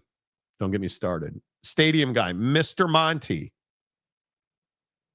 We're reaching out to you in order to see if you have interest in our extended warranty. BMWs have a lot of plastic in the engine, and you have to be careful driving it beyond the warranty. Bro, my car doesn't get driven. Yeah, Chad Carter says, James, STFU, get your own joke. Shut the fuck up, Donnie. Famlore. Good. Let's get back to sports. I have never seen an offseason where so much was spent on college football that doesn't actually improve the team off the field. Well, let's talk about that. Who won the coaching carousel so far? And I obviously, why do you guys hate Lane Kiffin? I think this is a legitimate question. Did Lane Kiffin handle his exit from Ole Miss poorly? I don't think he did. What else would you have him do? Well, I would have him do what you said yesterday, because I think this is the whole argument, the beginning and the end, the way he's handled leaving, right? Because if he had handled this better, people wouldn't be as outraged. And when I say better, what I mean is, and you said this yesterday, hey, I can't make a decision until the season's over, right? Like that's what he should have been saying. Yeah, you know, we got a lot to focus on here. I'm focused on the Egg Bowl. I'm focused on the CFP. I'm focused on whoever your next, opponent is. And that whole time behind the scenes, you're going to be agreeing to Ole Miss's or to LSU's contract, and you're going to be scheming and doing that. But the reality is people aren't flipping you the bird on the tarmac at the private jet airport because you're leaving. They're flipping you the bird because they feel like you're abandoning the team and keeping them from being in the CFP, which we're about to get confirmation of here in about an hour or so. Like it's as simple as that. That's why people are pissed. But here's the problem with that. And I don't know how to reconcile these two things. If you're LSU, can you have, because what I think should have happened is Lane Kiffin should have told LSU, I'm going to take your job, but it cannot be public until after the CFP. And if you make a statement, I won't be able to take your job because I am coaching this team until it's done. And then I will become the head football coach at LSU. Is that realistic? It's not, but he should have said that. Here's the problem. If you're Ole Miss, can you have Lane Kiffin coaching your team? National Signing Day and the transfer portal. National Signing Day is what, Thursday? You can't have Lane Kiffin coaching Ole Miss. Right? If you're LSU, can you have Lane Kiffin coaching Ole Miss, knowing he's coming to you, but nobody can know he's coming to you? No. It's National Signing Day. And I understand that Paul Feinbaum's angry, and Paul Feinbaum hates Lane Kiffin. Listening to Paul Feinbaum talk about that, the hate is unbelievable. But you listen to Lane talk about leaving Ole Miss, he clearly wanted to coach this team. I understand you didn't attend the meeting today. Why not? Again, I totally respect Keith's decision. So that was his decision? Yeah. He asked me not to come to the meeting and said I couldn't come, but which I totally understand. I don't know that I necessarily agree with that. We're trying to find a way, to make this work and coach the team and give the team the best chance to win. But I also, he's got a job to do, and like he said, he has to live here. So, like he said, maybe all the national people understand why he should let me coach, but he has to live here, and it's a little different when you're the AD. So totally respect that. And Keith has been amazing to us over the 6 years. I totally understand. If I'm Ole Miss, I don't want Lane Kiffin coaching my team right now, not because he's a jerk or because he's the head coach at LSU down the street. I understand why you can't do that. I understand why Lane wants to coach his team. I thought Lane did something that I wouldn't have suspected him to do, which is let Charlie Weiss Jr. stay at Ole Miss as the offensive coordinator through the end of the playoff. I think it's a very smart move by LSU and Ole Miss and Lane Kiffin to allow that to happen. Lane Kiffin would like nothing more than his team, because this is his team, to win a national championship. They're not going to. They're a year away and a level of depth away that they could have gotten. But make no mistake about it, there's no other way that this could have played out. You're not mad at Lane Kiffin. You're mad at the system. You're not mad at Lane Kiffin. You're mad at the calendar. Because putting the National Signing Day this Thursday, December 4th? That's why this had to happen. Putting the portal in January 2nd? That's why this had to happen. Facts. It's a mistake. The portal should be in March or April after spring football, in my opinion. National Signing Day should be week 0, before week 0. But there's no perfect answer, because what happens when you put National Signing Day just before week 0? You're interrupting fall camp. Those guys are preparing for a season. They don't have time to be out. Do you understand what it is to go out and recruit high school players? You're herding cats, and there's catnip all over the place. And you're trying to keep your cat from getting wasted on catnip at some other university. That's what it's like. And if you're trying to coach a football team to get ready for week 0, when a national championship's on the line, see Notre Dame, who some believe should be out of the college football playoff for losing to Miami in week 1, which is outlandish. Do you really want to stop preparation for National Signing Day? No. So can it be week 0? Probably not. Can National Signing Day be July 1st? I don't know. What I know it can't be is December 4th, because now coaches are in the portal. And here's the other thing. Now notice the kids can't get into the portal. As soon as Lane Kiffin left, did you see a bunch of Ole Miss kids get into the portal? No, they can't get into the portal until January 2nd. Okay, and I'm good with that. But if you're not at Ole Miss's level and you're just some crappy, if you're JMU, oh, that's right, JMU's playing for a spot in the college football playoff. right? Like there's no right answer. The whole thing sucks unless you're going to put National Signing Day and the Portal Day next to each other. I don't know what to tell you. I don't know. I have no idea how to fix it, and I don't think anybody does, and I don't think there's a good answer. Yeah, I mean, I think the questions around the system are never ending. I agree with that. I think there's not a good answer, but I think this conversation around like, you know, Lane Kiffin's exit and his reputation, because all I'm seeing out there is like, hey, Lane Kiffin always leaves in a messy way. Lane Kiffin always, you know, flames his prior employer to go to the next one. He's always got drama. What is it this time? On Three's got breaking news.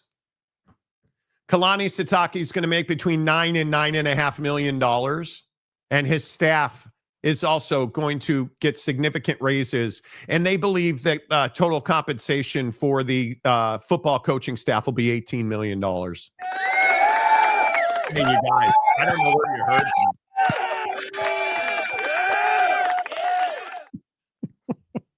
I mean, you know, we only beat you by 24 to 28 hours on that one. You know, yeah. Kurt Myers, do you think Urban Meyer will ever get back into coaching? I don't. No. Set for life. He's got a cushy TV job. Why would he? Phil Benzer, the NFL rule, no coaches hired till the season's over. Could be. Yeah, but I just don't think it's fair to compare college football to the NFL in some of these situations. Like, I agree, the CFP structure and, you know, letting everything be decided on the field. Okay, cool. I'm good with that. You want to compare it to the NFL that way? Fine. But, you know, the portal and National Signing Day and like all these other things, the NFL didn't have to deal with that, man. And this isn't professional sports in the way that the NFL and the NBA are. You know, this is still college football in some areas of the conversation. And so, I don't know. I just think that it's people want to crucify Lane.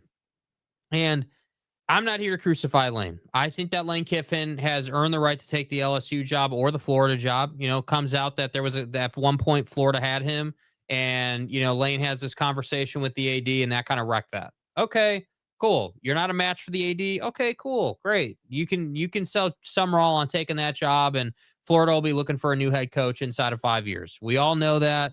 It's just how the cycle works because leadership sucks. I'm not even saying that that's on Summerall. But we just know that. And so I don't know that I necessarily agree that LSU is the best place to coach in college football. But what I do know is that, you know, yes, you have access to the best of everything. And as part of that, there's also the expectation that you will be the best at everything. So I'm just here to set the record straight that it's not good enough to win one national championship with how all this has gone down and the investment that they've put in you. And frankly, the investment that they have in Brian Kelly. You need to win multiple national championships, and you need to do that over a 10-year period where you're in the CFP. I would say at a minimum 8 out of those 10 years, everyone's going to. Do you think that's happening? Do you think that will happen? I think that he is good enough to recruit. I think he is a good enough coach. I think that the performance that he's gotten out of Trinidad Chambliss at Ole Miss shows you he's a developer of quarterbacks. And he's the quarterback guru.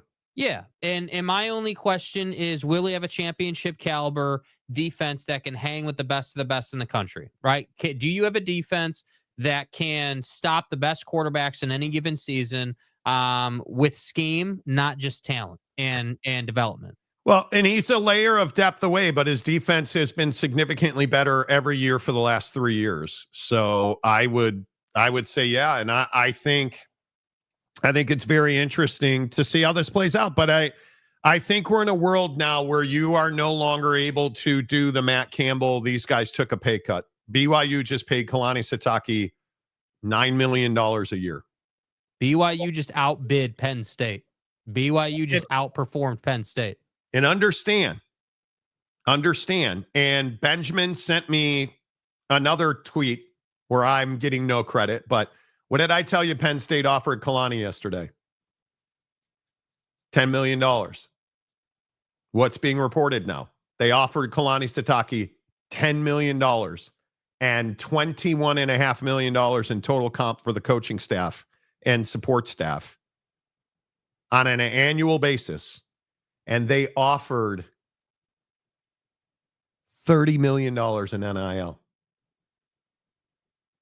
And he turned it down for what now is being reported is exactly what I told you.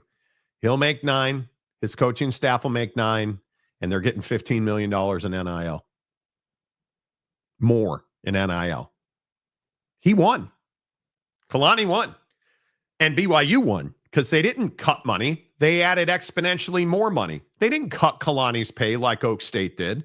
They raised his pay. Do you guys understand that they've more than doubled his pay? A year ago, right now, he was making $4 million. He's now making 9. In less than a year, they more than doubled his pay. They more than doubled their NIL expenditure. They more than doubled their investment in the coaching staff. That's called winning. And that's the price of winning. That's what it takes. And I love the Nick Saban, and I say this all the time. It takes what it takes. And today, BYU spent what it took. And that's why they're going to win. Yeah, you better get that crumble money going, right?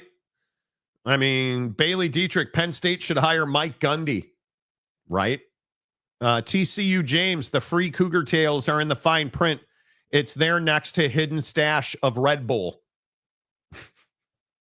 Don't think that's there. 2 things working here. The terrible setup of college football and people's perceived bias against Lane Kiffin. Ding. But look at all the Sark rumors. Oh, Sark's going to the NFL. That was never happening. That was never happening, right?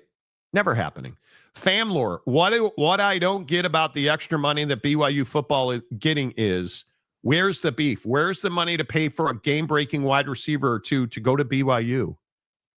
Bro, what do you mean, where is the money? Are you out of your mind? For the last 3 years, they've had the best wide receiver room in the conference. Do you know how good Puka Nacua was? Puka Nacua. Lassiter, Roberts. Are you out of your goddamn mind? Kingston. Do you know their wide receiver room has been stacked? Stacked. Their issue this year, and again, I am willing to die on this hill. If Jake Retzloff is their quarterback, they're the best team in this conference. But he's at Tulane playing for a championship. And their ceiling on Saturday will be Bear Bachmeier and lessons learned several weeks ago. And how much better he is. And we've already seen he's a significantly better quarterback post Texas Tech ass whooping than pre. He's been a significantly better quarterback since he lost that Texas Tech game. Is Baron Morton a better quarterback? No, I think we know what that dog's spots look like. Yeah, but is he going to play better? And is he healthier? And I think that's the question. Gabriel, you got a good point, Jake. You know what, I told Jake this. What did I tell you about your performance on the show, Jake? That it's been good lately. Something to that effect. That even though you're fat, it's been... It's true. It is true. And as you can see, I'm going through some shit right now. I think Jake's been spot on about a lot of things. And I ain't giving up no damn Rice Krispie treats. This goes back to the question, does the situation like this make the potential Super League more attractive because things can be more structured? You've got to go to an NFL model. Mm-hmm. It's what we have been talking about for 3 years on this show. Well, and listen, I think that the Miami situation, the Alabama situation, once again, I think, those two, if you look at the CFP rankings, from last week, there's obviously bubble teams. And I think it's a really valid question. If Miami does not make the CFP, which I think there's a good chance they won't. I think there's a very good chance. I personally believe that Alabama and BYU will get in. But boy, I think it's close with Bama, dude. Yeah, but again, it's strength of schedule, strength of record. There's again, we all know the formula. But my point is that if there are teams like Miami who don't get in that feel very strongly, right or wrongly, that they feel very strongly they should be in because of the head-to-head with BYU, and they don't get in, that's going to encourage people to want the 2014 model. That's going to encourage people to want what the Big Ten is selling. And that's a very dangerous proposition for the SEC. I think, the SEC is a team, again, or a conference that dominates the CFP rankings. Again, these are last week's rankings here, right? So you're looking at this and you're saying, okay, well, obviously the SEC is filling this thing up and the Big Ten is filling this thing up. But I think that the ACC specifically is going to be in a position where they're going to not have a choice. They're going to have to say, yeah, we got to back the Big Ten now. We got to have 4, 5, 6, 7, 8 auto bids into the CFP, and we need to expand it because we're not good enough to get in, and we don't have the respect. And we were texting about this earlier to the Lane Kiffin point. If Lane Kiffin's tenure at LSU 2 seasons in is the same as Mario Cristobal's, he is going to get fired, and they will find a reason for cause. They will not pay him out. I am a firm believer that they will not make the same mistake they made with Brian Kelly, that they will find cause. They will find a way. And I'm just telling you, I don't think Lane's going to lose. I don't think that he's going to struggle. I see you guys commenting that Lane's never been a national champion. Lane's never gotten to that level, but he also hasn't coached an LSU level program, and he also hasn't had LSU level resources. So I'm just telling you guys that you're all asking for an NFL model. But what I'm telling you is it's going to get a lot messier before it gets a lot cleaner. And this ranking tonight has potential to be Florida State level outrage, in my opinion, if Miami is not in. And I think you guys need to be prepared for that. Okay, but on the Miami thing, and I'm happy to argue. I am happy to argue Miami versus Notre Dame. That was week 1. You guys understand that, right? That was week 1. And BYU, Alabama, Miami, Notre Dame, they're going to be 4 of the most controversial teams in the country. But the truth of the matter is, Notre Dame's loss was to a good team in week 1. Their second loss was to a better team in week 2. And they haven't lost since. And what did I tell you when we lost to Texas A&M? What did I tell you? Go back and look at the show. What did I tell you? They're not going to lose again, and we're going to hear about how great Notre Dame is and that they've earned their way into the college football playoff. I am telling you, I do not believe Notre Dame is one of the 12 best teams in the country. And if Jeremiah is hurt and we're without our best running back, we're certainly not one of the 12 best teams. We do not deserve. Do you think they should be held out if he's hurt and not playing? Yes, absolutely. But we won't know because when does Notre Dame play again? Mm-hmm. They don't play a conference championship game. But I'm also going to tell you that you look at these rankings, is anything we saw out of Oregon justification for them to move up to the top 3? No. Is anything that we saw out of Ohio State, Indiana, Georgia, Texas Tech, Ole Miss, does anything we've seen this week change our opinions that I think those are the 5 best teams in the country? You would take Tech over Oregon. I would take Tech over Oregon. I would take Ole Miss over Oregon. And are you taking Ole Miss out? No, I'm not. You're leaving them in? Yes. Especially with Charlie Weiss going back to coach the playoffs. I mean, the coaching staff is intact. Yeah, but come on. Lane Kiffin was the play caller, dude. Come on. It doesn't matter. You can't take a team out because their coach lost. You can't take a team out because you are there. That coach is following your system. Well, okay, so here's you can't have it both ways. Well, so I agree with that, but here's the thing, and this is to the Miami point and to the Lane Kiffin conversation with Ole Miss, whether to bounce them or not. Here is the CFP principal graphic, right? And this is the one that I think is going to be shown on ESPN 800 bazillion times over the next 36 hours. The thing whoa. It is official now. Seeing text messages come in. Here's a statement from BYU. Why send this to me and just send me a text, please? Why is it in a PDF? According to BYU, Brian Santiago, we are excited to announce a long-term agreement to extend Kalani Sitake as BYU's head football coach. And it's a very fluff, but the deal is signed.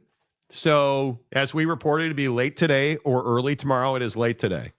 There it is. Now it downloads on my computer, of course. Thank you.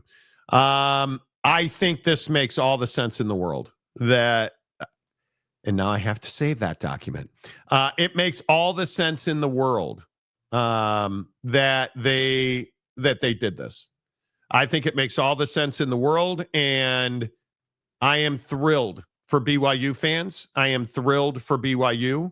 I am thrilled for Kalani Sitake that he got what he needed, that he got the assets and resources that are required to compete at this level of college football, which is only one acceptable outcome, that BYU competes for a national championship year in and year out. And there will be a press conference at 5:30 Mountain with Kalani and Brian Santiago. Yep.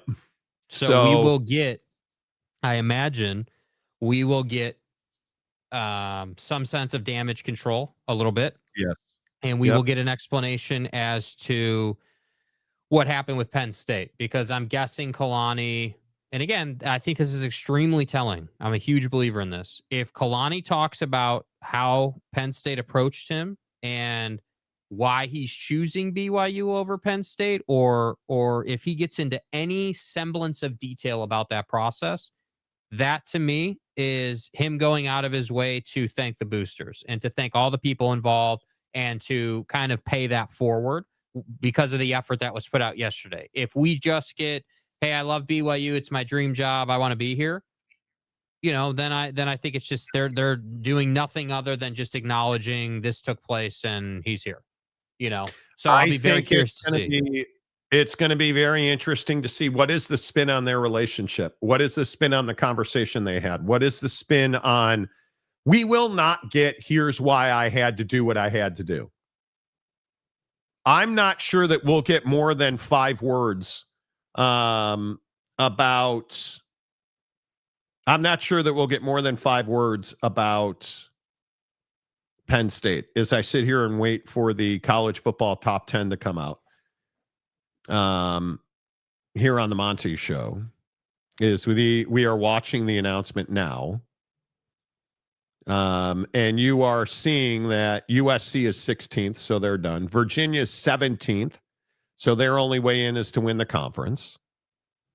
Tulane's 20th. Michigan down 4 spots to 19. Oof. There's a lot of smoke around Sharon Moore, by the way. So 15 is the University of Utah. Down 2 spots. Wow. Really? Wow. Down 2 spots. Utah down 2 spots, and they're 10-2. Vandy at 14. Vanderbilt. Oh, wow. Vanderbilt at 14. Oh, man. That is a big jump. That is Vanderbilt jumping Utah right there. That is, because remember, oh, wow. Wow. Vanderbilt jumps Utah. How far did BYU fall here? Texas up 3 spots to 13. Are you kidding me? Texas has jumped Utah. Wow. Are you surprised by that, Jake? I'm a little surprised by that. Boy, the bias for Texas. Well, they beat the number 3 team in the country. A&M's going to fall. Wow. Oregon should be a top 5 team because A&M's going to fall out of top 5 with that loss. How is Utah down 2 spots and they won? Miami is 12th. So they Miami stayed level. Stays at 12. They do not fall. Oh my goodness. I thought for sure that they would fall. Oh my goodness. So they're going to be behind Notre Dame. Mm-hmm. They're still. So is Notre Dame? Everybody from Bama forward. Is Notre should Dame move 11th? up. Is Notre Dame 11th? No, you're not moving Notre Dame down. No. BYU is 11th. They stay level at 11. Yeah, Bama's going to be 10. Bama will be 10. You think Bama's 10th? Yes. Oh, man. Is BYU in no matter what? That tells me they're not. I think if they lose the conference championship game, BYU is out. Yep. With an FPI of 15, strength of schedule 35, strength of record 6th. Doesn't matter. Wow. You can't get beat by Texas Tech that bad. Wow. What if they beat Texas Tech? What if it's a field goal loss? They're still out. Oh, this is brutal. Notre Dame 10th. Notre Dame falls a spot to 10. Oh, it's going to be tight. Notre Dame might well be out. Because you guys got to remember, you're going to build in a G5 here. Oh, so wait, my goodness. Does that mean that Ole Miss is out? If Notre Dame fell and A&M has to fall, going to be ahead. Ole Miss will be ahead. I don't think Ole Miss is out. Notre Dame down a spot to 10. Style points don't matter then. Oof. That's rough. Alabama up a spot. They only move up one spot. They move up one spot to 9. I'm telling you, bro, dude, I am very concerned about Ole Miss here. Maybe I got this wrong, but Bama moving up tells me that A&M's about to be put on the board at 8 or 7. Oregon will be a top 5 team. That you could be right. Ole Miss might be out. Ole Miss very well might be out of the college football playoff. If that's the case, this is such bullshit. Dude, again, though, CFP principles. They did it to Florida State, and I can't say I don't disagree. You lost your head coach and your play caller, man. I can't say that I disagree. Oklahoma 8. Wow. So this is where A&M will be, in my opinion. A&M will be 7, in my opinion. I think A&M is 7. You can't have. No, Ole Miss will be here. You can't take them out altogether. You can't have them. Well, this is. There's Ole Miss. There they are. Up a spot 11-1. That's why I was. You can't have them out. You can't have them out. So they're in no matter what. And they deserve to be in. They deserve. Like, what do you don't think they should be there? I mean, I just have trouble with the fact that you lost your head coach and your play caller, man. I think that people are just. I think that people are just skipping over that, dude. Like, I don't know. Yeah, I don't. Oregon 5. Yeah, Oregon. Wait, so where's A&M? You tell me A&M still a top 5 team? Yeah. Yes. So A&M's going to be 4 and Tech's going to be up? Texas Tech is 4. Wow, dude, this is trash. A&M is not a top 3 team still. Georgia is 3, Indiana 2, and Ohio State's 1. There you go. Where's Texas Tech at? Or where is Texas A&M? Where's A&M? Yeah, where's A&M? Did I just I must have just missed it. I must have just missed it. Wow. A&M must be 7. We just missed it, I bet. Texas A&M is 7th. Yes. Wow. Wow. I mean, this is pretty remarkable. This sucks for BYU. Oh my God. This sucks for BYU so bad because they're out. They have to win the Big 12. Oh. That's the message that's being sent. Yeah, gotta win the Big 12, bro. The G5 will be 11th. Oh, they're out. I don't have any other issue. I mean, I look at. God, what if Duke wins the ACC championship? You can't put Duke in. You can't put Duke in. Here's updated rankings. I hate that Notre Dame is 10th and BYU's 11th. I think now BYU's out. BYU's out. They're done. They're done. BYU's done. Unless they're a conference champion. Terrible. This is absolutely terrible. Absolutely terrible. On a day where you're going to announce Kalani Sitake, BYU getting hosed, in my opinion. I just don't know. I struggle with putting Tech at 4 and having A&M at 7. I struggle with that because A&M has played a tougher schedule. No, they really haven't. I disagree. You think they've? I think Texas A&M is a better team than Texas Tech. I just don't know how we argue that. Like they play in a better conference. Texas Tech is. I think Texas Tech is a better team than Texas A&M. I'll die on that hill. How can you say that? What proof is there? I think that when I look at the problem is when I look at Texas A&M, and this again is what I continue to ask, and I will just continue to say, what are the Aggies? They're 11-1. Their wins are UTSA, Utah State, Notre Dame. So does Notre Dame suck or is Notre Dame good? Because if Notre Dame sucks, that's not a quality win. I haven't said that Notre Dame sucks, obviously. Auburn, Mississippi State, Florida, Arkansas, LSU, Missouri, South Carolina, Samford, and they lost to Texas. They lost to the one bona fide team they played. Because you can't have it both ways. If Notre Dame doesn't belong in and Notre Dame's a scam, and then you can't give Texas A&M, you can't say that Texas A&M has this unbelievable resume, because I got news for you, they don't. They don't. And when I look at the FPI, I actually think Notre Dame's resume is pretty good. I think their FPI is 25. They're ranked 3rd in the country in FPI. They're done at 10-2. I mean, I think their playoff percentage, what's their playoff percentage, is like 83%. And Texas A&M's playoff percentage is 97.6. So what is it? Notre Dame sucks. Texas A&M is elite. Because I'm telling you, Texas A&M's not elite.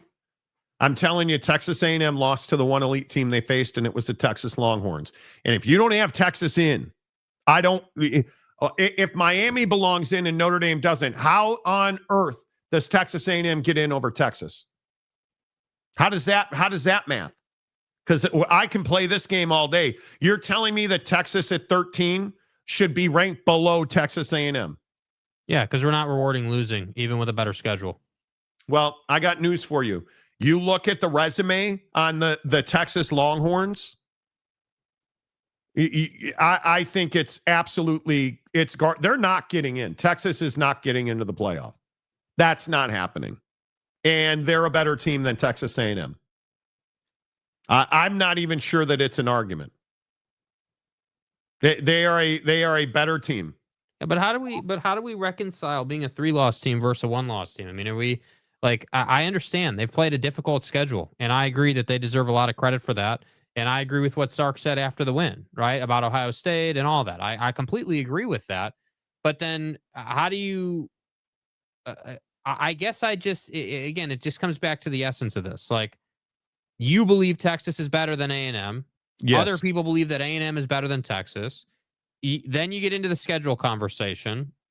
Like, I don't know how I guess there's just not a great way to reconcile this. I mean, I have to say, in an ideal world, like, yeah, I mean, maybe expansion is what's necessary. I mean, I would love to see Texas and Texas A&M play. I would love to see, I would like to see a rock solid qualification process that doesn't include humans making decisions. Well, that's what I would like to see. And I think the real chaos to me, just texting with a football coach, this is a great point. The real chaos will take place when BYU beats Texas Tech, because what does that mean for the fate of several other programs that are behind or ahead of Notre Dame, of BYU, mainly Notre Dame? Because you look at this, how far does BYU jump if they beat Tech? Well, it would be significant. 8th? I mean, yeah, 8th. Yeah, probably 8th. Yeah. Because I have to think at that point Notre Dame's out, because you're going to jump. Notre Dame can't improve themselves. Notre Dame can't improve themselves. So if BYU beats Texas Tech, I think Bama and Notre Dame are in real trouble. I think the biggest issue is teams like Texas. There's just no way. There's no way for you to help yourself. Like, Texas is done. That ship has sailed. I said 2 weeks ago, and I know everybody lost their mind. Texas is done. I think Notre Dame's done. I think Notre Dame's in real trouble. Real trouble here. I think the Miami Hurricanes are in real trouble. You're 10-2 and you're not playing for a conference championship. You're done. You're done, because it doesn't matter what happens in the Big Ten. They're both in. They're both in. In my opinion, you look at who on this graphic is without question in the college football playoff. The top 5, probably the top 7. Right? You look at Oklahoma, I have a hard time believing that you're going to take Oklahoma out, and Oklahoma cannot help itself. Yeah, I would say the top 8 are locks. I think we're looking at everything 9 to 12. And I think you got to remember that you only have one spot here that we're talking about. Because I think the Big 12 could get 2 spots. That takes Notre Dame out. Right? So that's 10. Who's 11 and 12?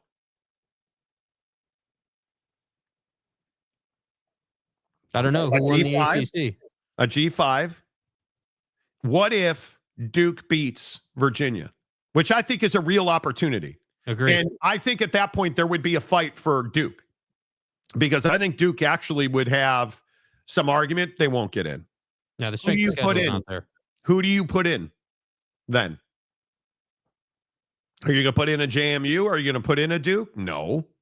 My guess is it would come down to Texas and Miami, and I think Miami would probably get in, because I still maintain you're not putting in a 3-loss team.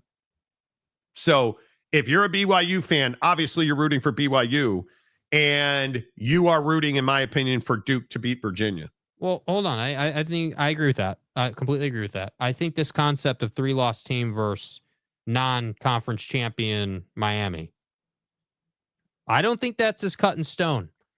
I think Miami's the emotional one. People are fighting for Miami. Ain't nobody fighting for Texas. But here's the problem. Here's the problem with that. I agree that people are going to fight for it, but you can't. There is no debate that Texas's resume is miles better than Miami's resume. And you want to talk about fighting for things. But it's human beings. Yeah, I know. This is my point. They're going to look at the SEC schedule and the resume, and they're going to say, okay, well, if Miami played that same resume, they're a 4 or 5-loss team based on the fact that they're a 2-loss team with their current schedule. That's what they're going to do. Like, I agree a 3-loss team shouldn't be in the CFP. But if Duke wins, they're not getting in the CFP. That's not happening. You're just not good enough. Sorry, dude. You're out. And at that point, you're not putting Vandy in, you're not putting Utah in, you're not putting USC in. They're too far away. So it will come down to who's at 12. It will come down to Miami and Texas and the resume and the essence of this graphic right here. This graphic here will be the essence of the conversation. Strength of schedule is the number 1 principle for the CFP. See you later, Miami. Head-to-head competition. Number 2 principle for the CFP. That doesn't really favor Miami. No, it does not. Other relevant factors, such as unavailability of key players and coaches that may have affected a team's performance, during the season or likely will affect its postseason performance. And you're telling me you don't care about this because Ole Miss got bumped up a spot even though Lane Kiffin left. So you don't care about the fact that their number one play caller on offense left. Okay, fine. I'm good with that. Take his entire staff. It doesn't matter. He's the one calling the plays. To me, that is a key issue. I don't want to hear ESPN in the broadcast giving excuses about Ole Miss losing a game because the play calling was bad. If that doesn't matter, that we can't have that both ways. Your number one play caller, your face of your program is gone.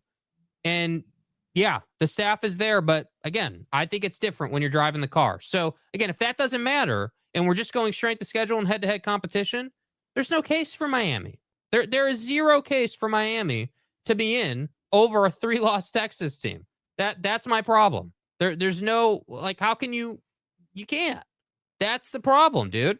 So that's my concern is if Duke handles business and does their thing and wins that game, we're looking at this graphic right here and we're like, yeah, I guess, yeah, the SEC is going to get a 3-loss team in. Because what's the argument for Miami at that point? Yeah. Against Texas. Yeah. I think there's no chance Texas gets in. Because I don't think there's any sentiment that's like, hey, we got to get Texas in here, boys. I think. But is that sentiment with Miami? That we have to get Miami into the CFP? I think there's people in that room fighting for Miami. I do. I think that's the case. Like it is,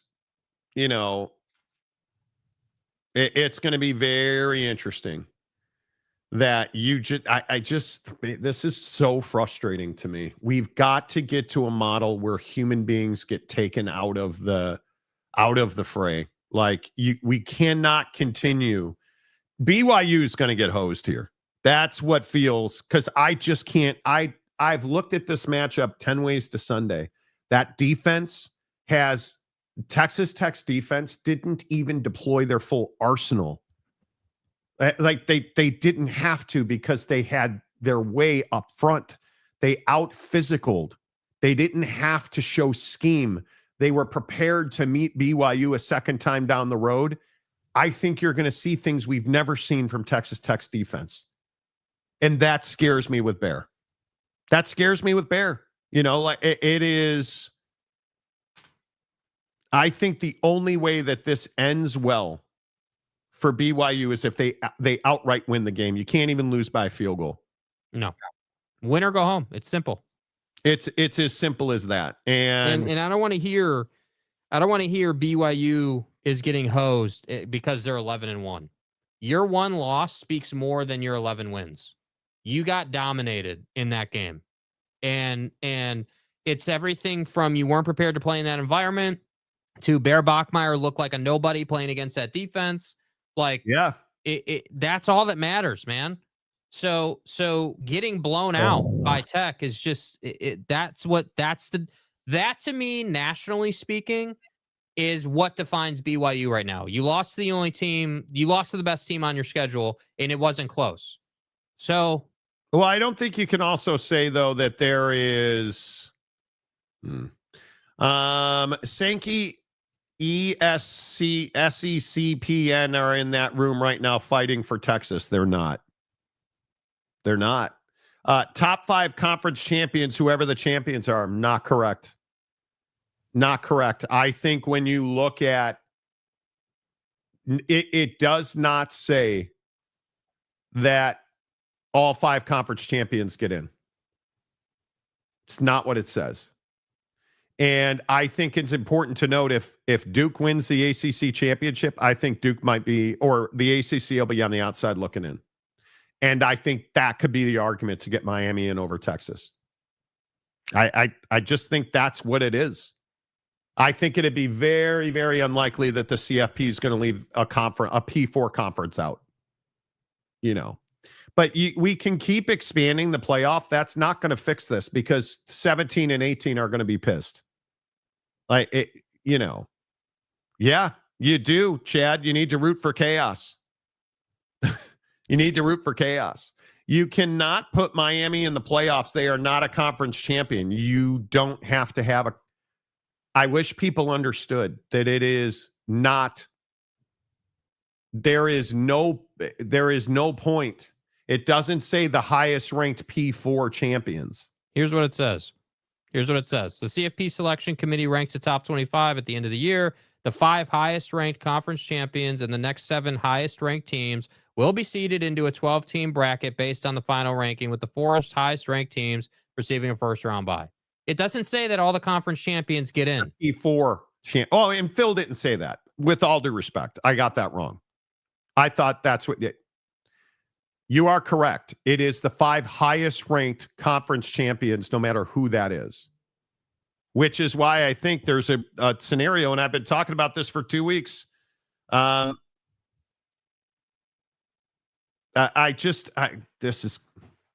understand it. And I understand why you moved Alabama ahead of Notre Dame.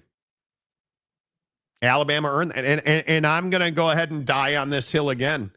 I just don't believe that Notre Dame should be in the college football playoff. You lost the only 2 games of consequence.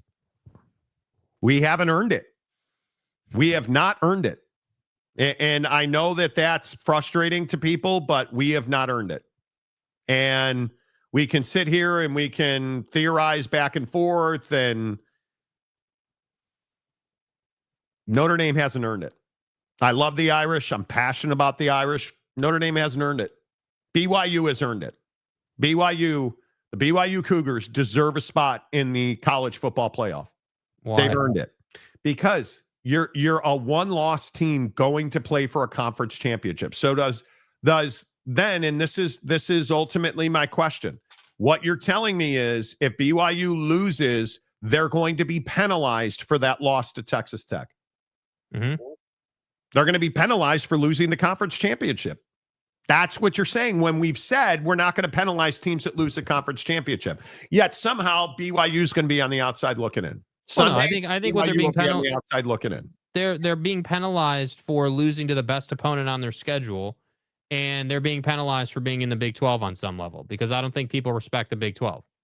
So, again, I just think that it's the conference championship game for BYU is win or go home because of how you lost to Tech, and people don't believe that you're actually a competitive 11-1. They believe that you're 11-1 off a softer Big 12 schedule and that you are not anywhere near Texas Tech. Yeah, that's what people believe. I think, and this is one of the things I have said about Kalani Sitake that I think remains true in conversations like this. He's too nice. Mm-hmm. Knock somebody's teeth out on the curb. Right, 44-13. UCF 41-21. That could have been a 50-point game. Style points matter. Unless you're Notre Dame, who put up an absolute beating. But, I don't know. I have no qualms, you guys, leaving Notre Dame out. I just don't think we're one of the 12 best teams in the country with our record. You scored. I hope people understand that Notre Dame scored 120 points in the last 2 games. The problem is it's Syracuse and Stanford. Who cares? Who cares? Right? It doesn't matter that you dropped 37 and absolutely dismantled Pitt or Navy or Boston College or USC or NC State or Boise or Arkansas or Purdue because you lost to Texas A&M and Miami. Do I think Notre Dame's a better football team than Miami? I actually do. Were they in week 1? Clearly they were not. We were not ready to play. Marcus did not have that crew ready to go. We're not one of the most deserving teams in the country. Right? Like that to me, just it's as simple as it is. And I understand why people are upset about that. I do. But I can't get down with it. I just can't get down with it. So I want to, and I can't. So. Yeah, I get it. It sucks. It's tough. Yeah. Press conference should be starting in Provo any moment, announcing the extension of Kalani Sitake, who we have told you is signing an extensive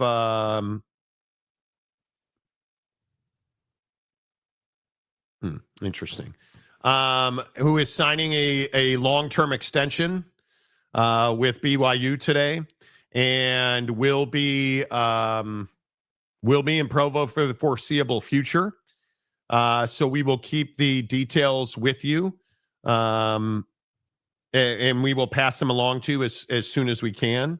So we'll keep you up to date on that. Very interesting. Very interesting to see how things are playing out. So we'll see. It's gonna be fascinating to me when we get past the conference championship games. Will Notre Dame get the benefit of the doubt? I think it's Clearly they are. I think it is a huge question. And I just don't understand why this graphic. Okay, so behind the scenes, I don't know why stupid StreamYards keeps doing what they're doing. I'm trying to get this graphic to stay, and now it's going to stay. It's ridiculous. Texas got skull-effed by Georgia. Okay. Ohio State made the playoff a few years ago, and they didn't win the Big Ten that year. What does that got to do? What does that got to do with anything, bro? Last year, it was you lost to a losing record team. Now we lose game, albeit badly, to a top 4 team, and we're out. Notre Dame versus BYU, we beat them in almost every category, including having a 1 loss. Yeah. Yeah, but BYU deserves to be in. Yeah, well, we don't get to run from the you deserve what you've earned, and they haven't earned public respect yet. And I totally disagree with that. Well, how could you disagree? You got your ass handed to you by Tech, the only team that anyone respects on your schedule. Who's 4th in the country? Now they're 4th in the country. Yes. But at that time, I mean, did anyone think that Texas Tech would be 4th in the country at this time of the year? Yeah. Like, I just think that it's... And how do we put in SMU over BYU? I agree. That's incorrect. You look at BYU's quality wins. There are many. Utah's a ranked team. Texas Tech is the obvious blight. I completely agree. But if we're truth telling, and we are, we're trying to really put a playoff field together. My biggest thing for BYU is I think it's difficult when we look at resumes to keep them out. They have the number 6 strength of record. They have the 35th strength of schedule, which is better than Ohio State and Indiana, significantly better than Ole Miss, significantly better than Texas Tech. Texas Tech is 59th. Ole Miss is 40th. Ohio State's 46th. Indiana's 45th. Who do you believe BYU can compete with in the CFP here? Like, because this is you always go to resume. That's not what I'm talking about. Nobody cares about their resume. They've made that very clear. Would you agree with that? That nobody cares about BYU's resume. Nobody cares. Pays attention to it. Right. So I agree that BYU's resume says they should be in, but that's clearly not the conversation for BYU. That's not the measuring stick or the needle mover. Right. The conversation is, does BYU pass the eye test for people to put them in if they don't win the Big 12 championship game? Like if you said, hey, I think any they team do. you want to pick, but any team you want to pick. So like if BYU versus Alabama, BYU versus Oklahoma, any of these teams that are in the between 5 and 10, let's say, or 6 and 10, I can't pick BYU to beat Alabama. I can't pick them to beat. I think they'd be in the Oklahoma game because I think Oklahoma has shown inconsistency with how physical they want to be. But are we really sitting here saying that Bear Bachmeier's got a chance to do things against Oklahoma's defense? No, I think that's the biggest question. That doesn't mean he shouldn't be in the college football playoff. Well, I think that you're correct when you look at the elite defenses, the Ohio States, the Indianas. A&M doesn't have an elite defense. Oregon doesn't have an elite defense. Georgia's defense is very good, and Alabama's defense is very good. I think Oklahoma, Texas Tech, those teams are very good. So it becomes BYU's defense versus your offense. And I think their defense can stay with Indiana, Texas A&M, Oregon, Georgia, Ole Miss, and I think Oklahoma. I think BYU belongs in, and maybe I guess we view them differently. I don't think that BYU offensively can stay in almost any of those games, like because of the limitations with Bear Bachmeier. I think that their defense can hold basically any team to anywhere between 20 to 27 points. They can keep you in the game because they're that good. But I don't have faith that Bear Bachmeier and that offense, one, are prepared to play in a big environment. They haven't proven that yet. Against Tech, they look very shaky. I don't buy for a second that against an SEC powerhouse, they would be, it would just be all things smooth sailing. I think there'd be some issues there. But then secondly, I think that the concept of, hey, well, physicality with BYU has been a thing. Their defense is super physical, but the offense, is at times not very physical. So I don't know. I just think I get it. Their resume says they should be in, but that's not the whole conversation. It never has been. And that is obviously the crux of the problem with the CFB selection committee. Yep. And the bigger problem here too, it's for how the Big 12 it's how Jabba the Manual screwed Ohio State last year.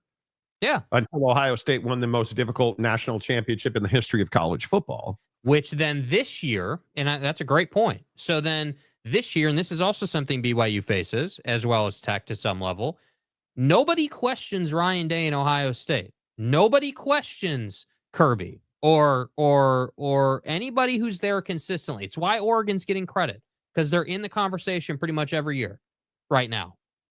BYU is a newcomer to the scene. We don't know what BYU looks like in a first round CFP game. And that's what I think is difficult. And I also think, to your point, because you talk about this all the time, I don't think people want the Big 12 to be a 2-seed league, a 2-bid league. I think they want it to be a 1-bid league. I think that's clear. So I don't agree. BYU's getting screwed, but on the conference level, I agree with that. This league is embarrassingly average.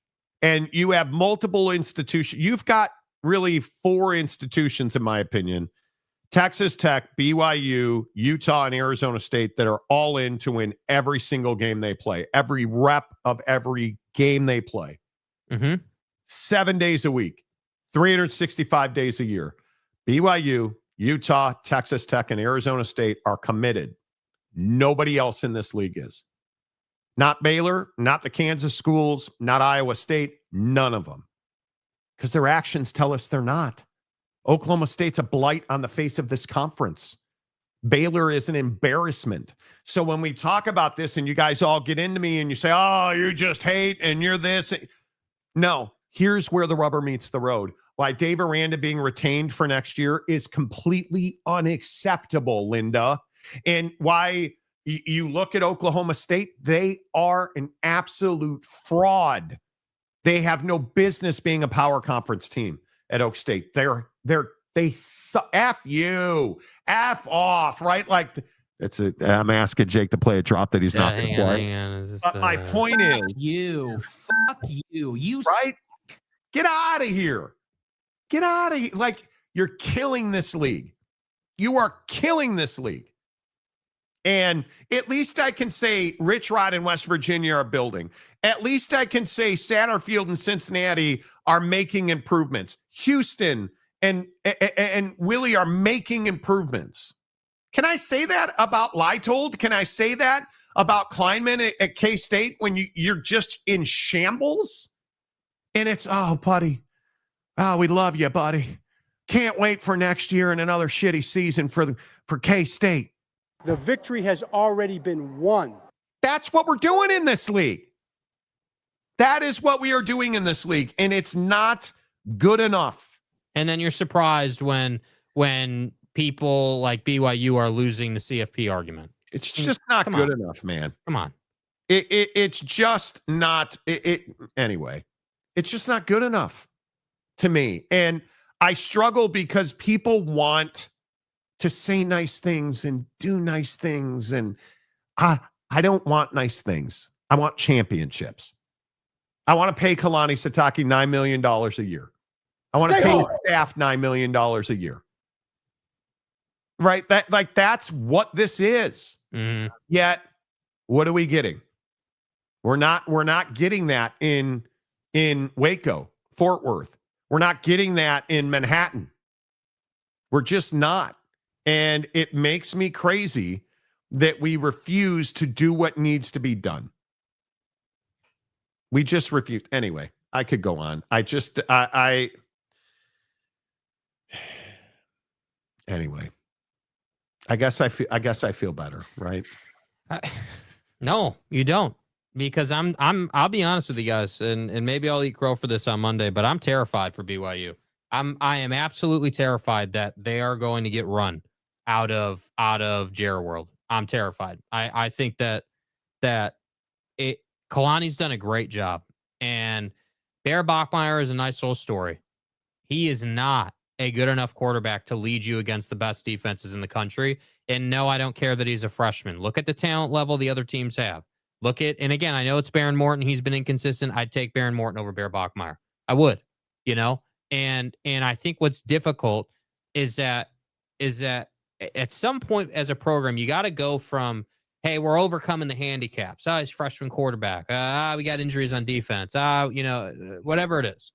At some point, you got to go from that to we have all the talent we need. We're getting the best quarterbacks. We're again, like today, we're paying our head coaches so they don't have to hear from Penn State. We're doing all these little intangibles that allow you to get the best kids so that you can put out pictures like Lane Kiffin did.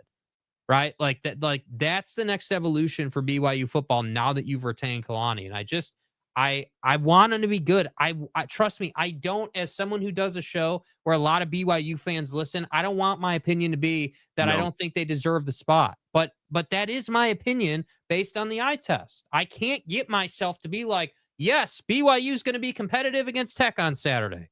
I can't find a way to do that. I can't find a way to be like, yeah, that 13.5-point line is trash. It is? Like, that's pretty accurate to how the last game went. And they'll play better than they did last time. But is it going to be even a 10-point game? That's what's tough. James. Arizona did pretty good in their game against ASU. I have to say they've improved. Neat. Hand out some more blue ribbons. Arizona's better. ASU is decimated they have a record number of injuries. That game is not indicative of Arizona improving.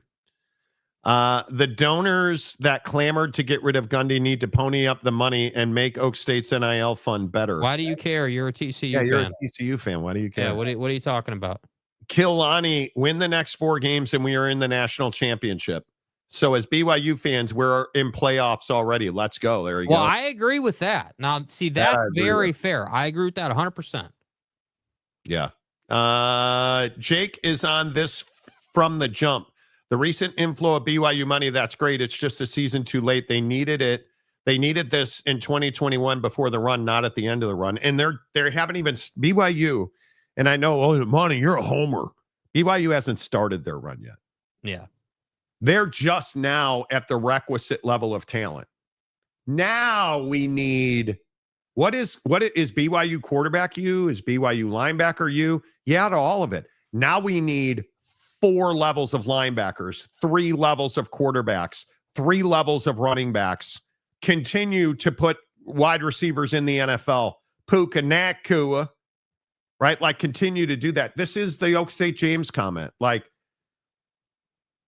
Oklahoma State's going to suck forever and into eternity because they never do what needs to be done. Because it's garbage. BYU has consistently done and will continue to do what needs to be done. They're so far ahead of the curve in the Big 12, but why is that?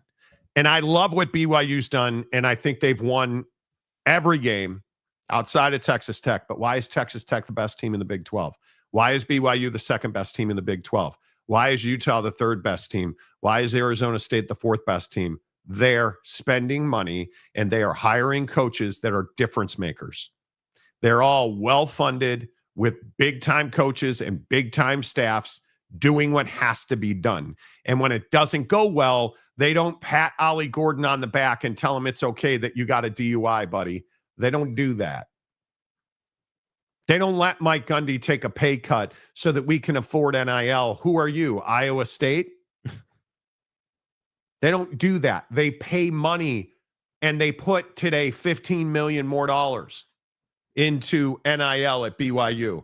That's why they're winning. And by the way, I think you should throw Baylor into that pay cut thing, because that's exactly what they said in their statement. We're not firing him because it would be better to keep him on staff so we can invest the money we do have. So, in other words, you're a cheap ass.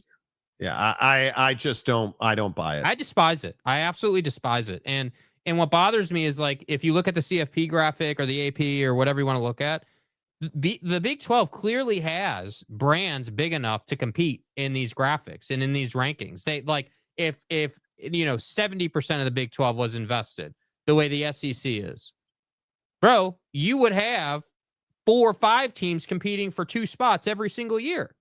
Like, you would. You absolutely would. But Brett Yormark, for whatever reason, he's doing a phenomenal job, but these ADs and these head coaches just can't get their stuff together. And I know that we get criticized for being negative about the Big 12, but today is the perfect example of what we're talking about, man. It is the perfect example. Like even with BYU, bro, BYU fan, if you don't get into the CFP because you lost the championship game, don't play the victim card, right? Don't do that. Instead, what you should say is, hey, you know what? We had a hell of a season. Nobody ever thought we'd even got here, and we need to improve. We need to double and triple down on this and improve. Look who's at Kalani Sitake's press conference. Ryan Smith, the owner of the Jazz and BYU basketball. Owner. Crumble CEO, former BYU NFL quarterback Kiffin Nielsen, who's an elder, I would point out. Like, you're starting to see how our reporting was spot on. Telling you, the donor movement was real. The donors got involved, as we reported yesterday, and it made a difference. It absolutely made a difference. And what are they talking about? Kalani Sitake wasn't talking about his pay. He was quoting Brian Santiago.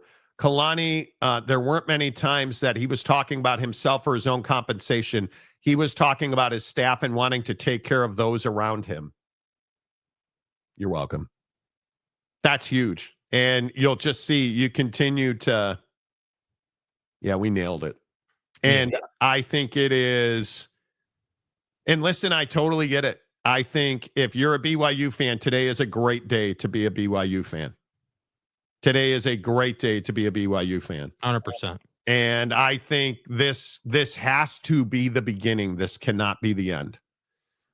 Because I think when you look at the way that this is all playing out, I think it's exactly what you had hoped would happen today. And that's huge. That is huge. Kalani saying, quote, if I'm being honest, I just wanted to be here a long time. At Penn State fan, any questions? Any thoughts? I mean, I know Penn State's such a great job. I know that he was just slobbering over the Penn State job. Come on, bro. Yeah, I don't think there's any doubt. Kalani never wanted to. He didn't want that job, in my opinion. I think he used that job as he needed to use that job.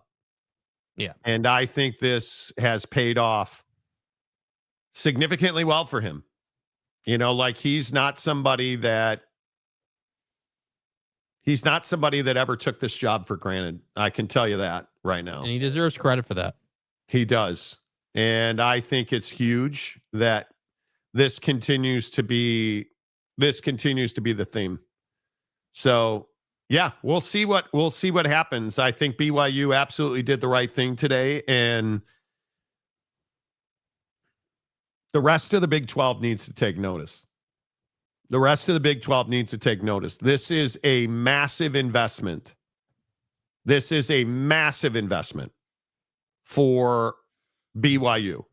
And it is, without question, this is unprecedented, in my opinion. This is unprecedented at BYU and in the Big 12. I don't think we've ever seen this kind of cash influx into humans. We've seen it in NIL and portal money at Texas Tech. When have you seen this kind of significant investment over and above what you've ever spent on a coaching staff before in football in this league? Because I don't think we've seen it. Yeah, I think that, BYU circumstances dictated it. The requirements to be the head coach at BYU made it such that Kalani was much more valuable than you were paying him. And the job he's done and where he's got the program, Brian Santiago saying they're not just investing in the program, they're investing in Kalani Sitake. I mean, that's what you should be saying. That's what I want to hear. I don't want to hear about Kalani doing this or that. No, we're investing in Kalani. We're investing in this football program. And if anybody denies Ryan Smith trying to buy his way to wins at the college level, you're up in the night. I think that Ryan Smith has prioritized winning in college athletics more than he will ever prioritize winning at the pro level, which bothers me, but also I'm not surprised. Lark, who is a regular listener of this show, it's funny on days like this, the haters come out. Mm-hmm. I don't know how you did what you did or who you paid, but you got this story right. I appreciate the reporting for once. You're welcome. Now we pay people. Now we're paying people. Yeah. So wait, I thought Gloria Navarez was in our pocket, but apparently we're in people's pockets. No, so. It's that we were buying subs on YouTube. Right. Remember that we were buying, which I don't know that if people understand, that's not a thing. You can't buy subscribers on YouTube. Yeah. You know what, man? I'm happy for BYU fan. Dilly. Should we do the man purse or should we just leave it at that? Let's leave it at that. I think that the digestion of there's a lot that's happened in the last hour. This is one of those days in college football where, the CFP rankings taking place really kind of puts the Kalani situation on full blast. I can't help but feel that unless Texas Tech makes a lot of mistakes on Monday, we're going to be talking about a hell of a season for BYU. And who are they going to go and get in the portal to play quarterback? Because if you stick with Bear Bachmeier, I have some criticism, dude. Stop it. You're crazy. That's it. He's never going to be good enough on this show. He's going to be the best quarterback in the history of BYU football. I'll believe it when I see it. When I see it. There's no reason to think he wouldn't be. He is already exponentially a better thrower of the football than he was in week one. Mm-hmm. What he's got to learn, he's got to continue to improve his mechanics, but he's got to learn how to read defenses, which he should not be on the field right now. This is what he should have been learning this year. He's had to learn on the fly. And as I always say, you watch the tape on Bear Bachmeier, it jumps off to you. He's reading his wide receiver. Is he open or is he not? Oh, he's open. I'm going to throw it. And what does that lead to? Tip balls, deflections, and turnovers. Bear Bachmeier has all of the talent that you need. He's a little too Jackson Dart in that he runs into really bad collisions that he should not be running into. He should not be running into the kind of collisions where he's jumping up in the air against Utah and getting his lower leg hit as soon as he lands. That's stupidity. And that's what you can coach out of him and grow out of him. He needs to become mechanically sound. I guarantee you he will go to the house of Beck and he will get right. John Beck will tune that dude up. This is quarterback you for a reason. I'm not worried about Bear Bachmeier. You need better offensive linemen, depth at skill positions, depth at linebacker, continue to become the best secondary in the Big 12. Week in and week out. This secondary has been unbelievable. Bear Bachmeier is going to be, I think he's going to be the least of your problems. I think Bear Bachmeier will not be an issue for this team. Because I have not seen growth like this from a quarterback in a long time because he's just got raw talent. Famlor, Bear's going to be better than Steve Young? It's a completely different generation and era. He's already on that dynamic curve, and Steve Young's not the best quarterback in the history of BYU. Will he be better than Ty Detmer? I don't know. We'll find out. We'll find out. Will he be? I have no doubt we will be arguing about him. We will be arguing about him being one of the legends of BYU football when it's done. Wearing the number 47, his name's Bear. Like, I sure hope so, man. I hope that's how it turns out. I really do. I really do. I hope that I'm tired of BYU having to deal with questions at that position, because I feel like, again, it's not Jake's fault. It's just what happened, whatever, like that whole thing. And I feel like since the Zach Wilson season, we had Jaron Hall and he was solid, but the team wasn't quite good enough. Like, BYU just got to put it together now. You got to have all three phases. You got to be ready to go. And I'm sure that they'll get there. I'm sure they'll get there.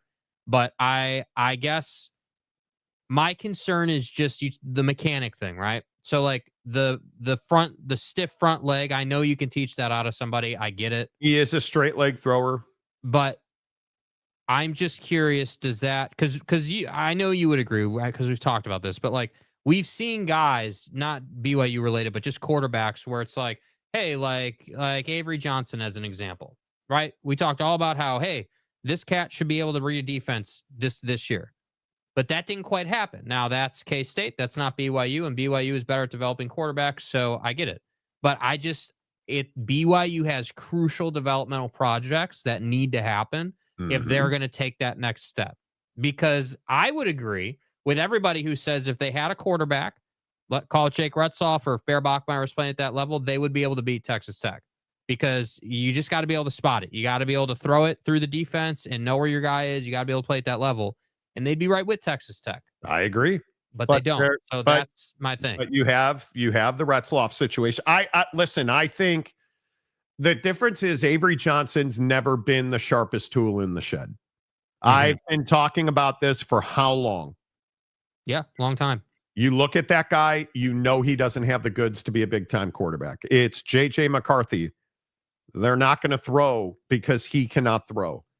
Bear Bachmeier has the arm talent and the mind talent and the understanding. And I think one of the things we don't talk about is it requires DNA. It requires a certain innate ability. Bear's got that. Avery never had it. Because you also have to have your motor away. You have to want to. And Jake Retzloff did this. Zach Wilson did this.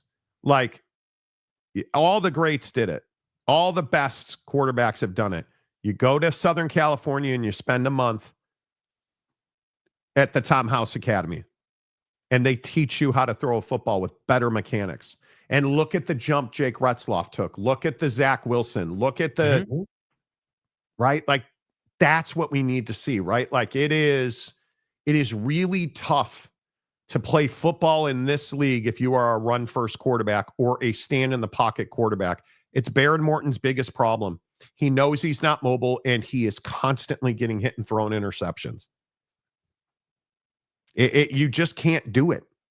You can't do it. And it's why USC is so good right now, because Lincoln Riley has another quarterback, but they don't have the defense. Can you imagine Jaden Mayava and BYU's defense? Come on. Yeah. Right? Like, that's what's special about BYU, Utah. Utah's got to continue to develop. They don't have, like, Utah's very interested. They don't have skill position talent. Their wide receivers are not good. They need 10 wide receivers this year. I mean, you've got to overhaul that wide receiver group. But I could go on and on and on. Yeah. I think it is very clear to me, Bear Bachmeier will not be the problem. He will not be the problem. All right. The Monty Show, presented as always by the Advocates at theadvocates.com, the best injury attorneys in the business. 24/7, 365, no matter when, where, or how you need them. They're ready. You can chat with an injury attorney live online, not a chat bot, not AI, a live injury attorney 24/7, 365. It won't cost you a dime. You never reach into your pocket to get clear risk-free advice from the advocates because you don't pay the advocates unless and until they win your case. Go get it. Theadvocates.com. Until tomorrow. Say goodbye, Jake. Goodbye, Jake.